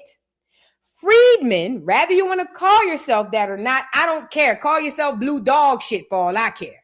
I'm telling you, the terms that you need to be going back and look under, like freedmen, is one of those things that you can actually go and use for your benefit. So be mindful of that. A freedman is a person who's never been a slave. A freedman is a person who has been a slave or came from slavery. And a slave is a slave. Period, point blank. Never forget, it's 3 different statuses. In some cases, to limit the future rights of the descendants of these freemen for tribal citizenships. So once you was labeled freeman, you couldn't be by blood, and you lost your servancy, and you lost your land claims. Black, presently, which most of us so-called Black Americans go by, which is lineage-based. African American, which is another present label. However, this one centers Africa, which erases our indigenous roots here in America. So why all these labels? Here's why. To control the land that our ancestors had rights to. So by reclassifying us multiple times, it erased our claims to these lands. To deny our sovereignty because Blacks had no sovereignty. Right. So by relabeling us, that stripped us of our legal standing. To hide our indigenous presence because Black always meant to them that we came from Africa and that we was never here first. So when you go into the records, you'll see the same families being reclassified under all these different categories across decades. Freemen in one, colored in the next. These weren't different people. These were our indigenous ancestors being reclassified out of existence. Erase our memory, change our names enough time, people will forget what they was called before. The labels weren't neutral, they were weapons. Pay attention. 8 different labels over decades. This was purposely done. So when we American Indian, free person of color, mulatto, colored, Negro, Black, African American. Look at all these different labels. When you do your genealogy, the ones you're going to see mostly is Negro, well, not Negro, colored, mulatto, free person of color, and you may see Indian and American Indian. The point is, like the lady says, the reason they reclassified you is because the land lies under the first titles. You get it? Freedman, Indian. As long as you windmill to be Black, you will never be able to get nothing. Because nothing is written for nobody Black. There's nothing anywhere. I don't care if y'all call you Black, foundational Black Americans, Black American. I don't care what you call yourself. There's nothing nowhere written for you to get nothing under the term Black. So again, I don't care what you call yourself. You just have to know who you are. And who you are is one of these labels, but damn sure not the Black that we love today. And we wouldn't love it if it wasn't for the 60s. Okay? Remember, we only love the term Black because what's his name? Say it loud. I'm Black and I'm proud. And that whole civil rights movement. Prior to that, we hated the term. We did not like being called Black. We thought it was an insult. We only like it now via propaganda. Yep, Jesse Jackson is another one. Propaganda is what makes us love that term Black now. And then you can love it. What I'm saying is, I don't care what you say you are today. Figure out who you was then so you can go get your genealogy. Does that make sense? And get your reparations. trace our families, we hit roadblocks. We get confused, can't find our people, hoping we give up and never claim our land because the labels kept changing. You'll go into a record and see that your ancestor was labeled YT, but they was clearly Black, and then you'll get confused. But here's what they don't tell you. YT was also a status on the census. Yep. So oftentimes when they labeled a melanated person YT, that often meant that they had status, they owned their own land, and they was free, and the system had no other way to acknowledge their there status. you go. So if we came from Africa, right, post 1492, then why avoid that label for so long? Then mind you, decades later, when the real Africans started coming over, and thanks to Jesse Jackson, then suddenly we're African American. You see what happened? The label followed the people, not the origin. So if he was truly African, then why not just label us that from the start? But instead, they gave us multiple labels because we weren't African. We were something entirely different, and they knew this. Yeah, it's time to tap in. Do your genealogy if you haven't already, and don't let nobody get up here and tell you who's in your lineage. Thank you, sister. Shout out to that beautiful sister. She displayed that so eloquently and very, very informative. Listen, when you're doing your genealogy, do not rest on them labels that you see.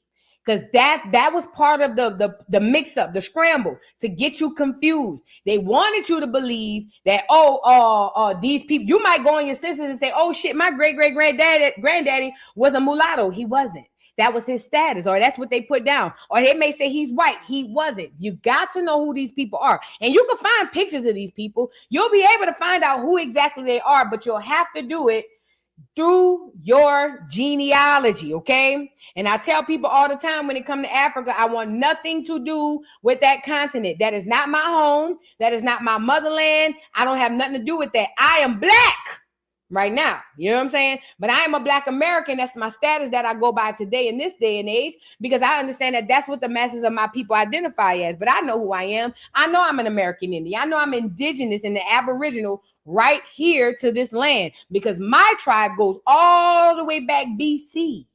You see what I'm saying? The Suma tribe. That's my tribe. That's my Indian tribe. That's where I come from. I'm not Choctaw Indian. I'm not Cherokee, Chickasaw. That's that mainstream stuff. I went and found my real tribe.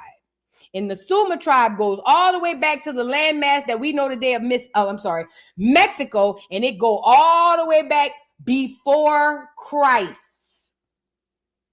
This is what it feels like when you know exactly who you are. Can't nobody tell you nothing when you know exactly who you are. Plus, I got to play my little clip. I love this clip. You talk more shit than a little bit. Back to Mother Africa. That's bullshit. Without question, we are all black Americans. You do not know a goddamn thing about Africa. I am from Detroit, Motown. So you can want Tootsie your monkey ass back to Africa if you want to. I just love that. It went over my head as a kid, and now that I understand it, I just love it. Listen. Right, I'm not black. I'm not. What did he say? I'm not African. I'm from Crenshaw Mafia. It was in the movies, y'all. It's all in the movies. It's all in the movies. Listen. I love Black America more than anybody and anything on this earth. And I need y'all to understand that the only way to break out of this witchcraft chain is to do your genealogy. That's why every day I come on here and say, do your genealogy. Y'all, please do your genealogy. Find out who you are so nobody can't tell you who they think you are. Okay? Please do that. Let me read some more super chats before I hop up off of here. Child, it is too much in the city. Thank you for being a member for 24 months, Deborah Copeland. Hey, Miss Deb. She says, hey, boo, check into Senator Louisa Locust from Portsmouth, Virginia, who had her office, weed business, and healthcare facility raided by the feds last week. Oh, my God. Not the people in charge with a weed business. Lord have mercy. Thank you, Miss Deb. I'll sure check it out. And thank you for being a member for 24 months. I sure appreciate you. Hey, it's Trey. Thank you for the super chat. Says Aries is just rage baiting at this point, and that tactic is tired. Just know NYC has love for the South. We literally grew up visiting each other. I know that. Listen, I already know. That's why I said before I started off. I said, one thing about Black Americans from the South or from the East Coast and the West Coast, we all got family down South. So I know he was on some either rage bait or on some bullshit. He trying to go viral, but it ain't gonna work. Thank you, Trey. I appreciate you. What you cooking? Thank you for the super chat. Says TK Kirkland has taken a very good care of himself to be 65. Yes. Aries better do better. Yes. It's not about age. It's not about age. It's all about how you take care of yourself. Thank you, boo. The only Chelsea 3971 says, so Aries Spears was 95. Wow. Yep, he was. Heavy on the was. Heavy on the was, I'm telling you. Thank you, boo. I am a robot monkey. Thank you so much for the super chat. Says, boo, keep shining and being you. I may not always agree with your take, but I truly enjoy your humor, energy, and honesty. You're the best part of my workday. Oh, you're truly appreciated. Hashtag babe. Thank you. Thank you, beautiful. I appreciate you. That's why I'm here for the workday. That's why I'm here for the work day, honey. And Ken's day off. Thank you so much for the super chat. Says, happy Mother's Day, boo. Hope you had a great one. I did. I got outside to the waterfalls. I had a great time. Thank you so much. My Mother's Day was enjoyed by relaxing. I talked to my baby and everything was fine after that. Thank you, boo. Thoughts of CD. Thank you for the super chat. Says, have you been to Le Musée de FPC in New Orleans? No, girl.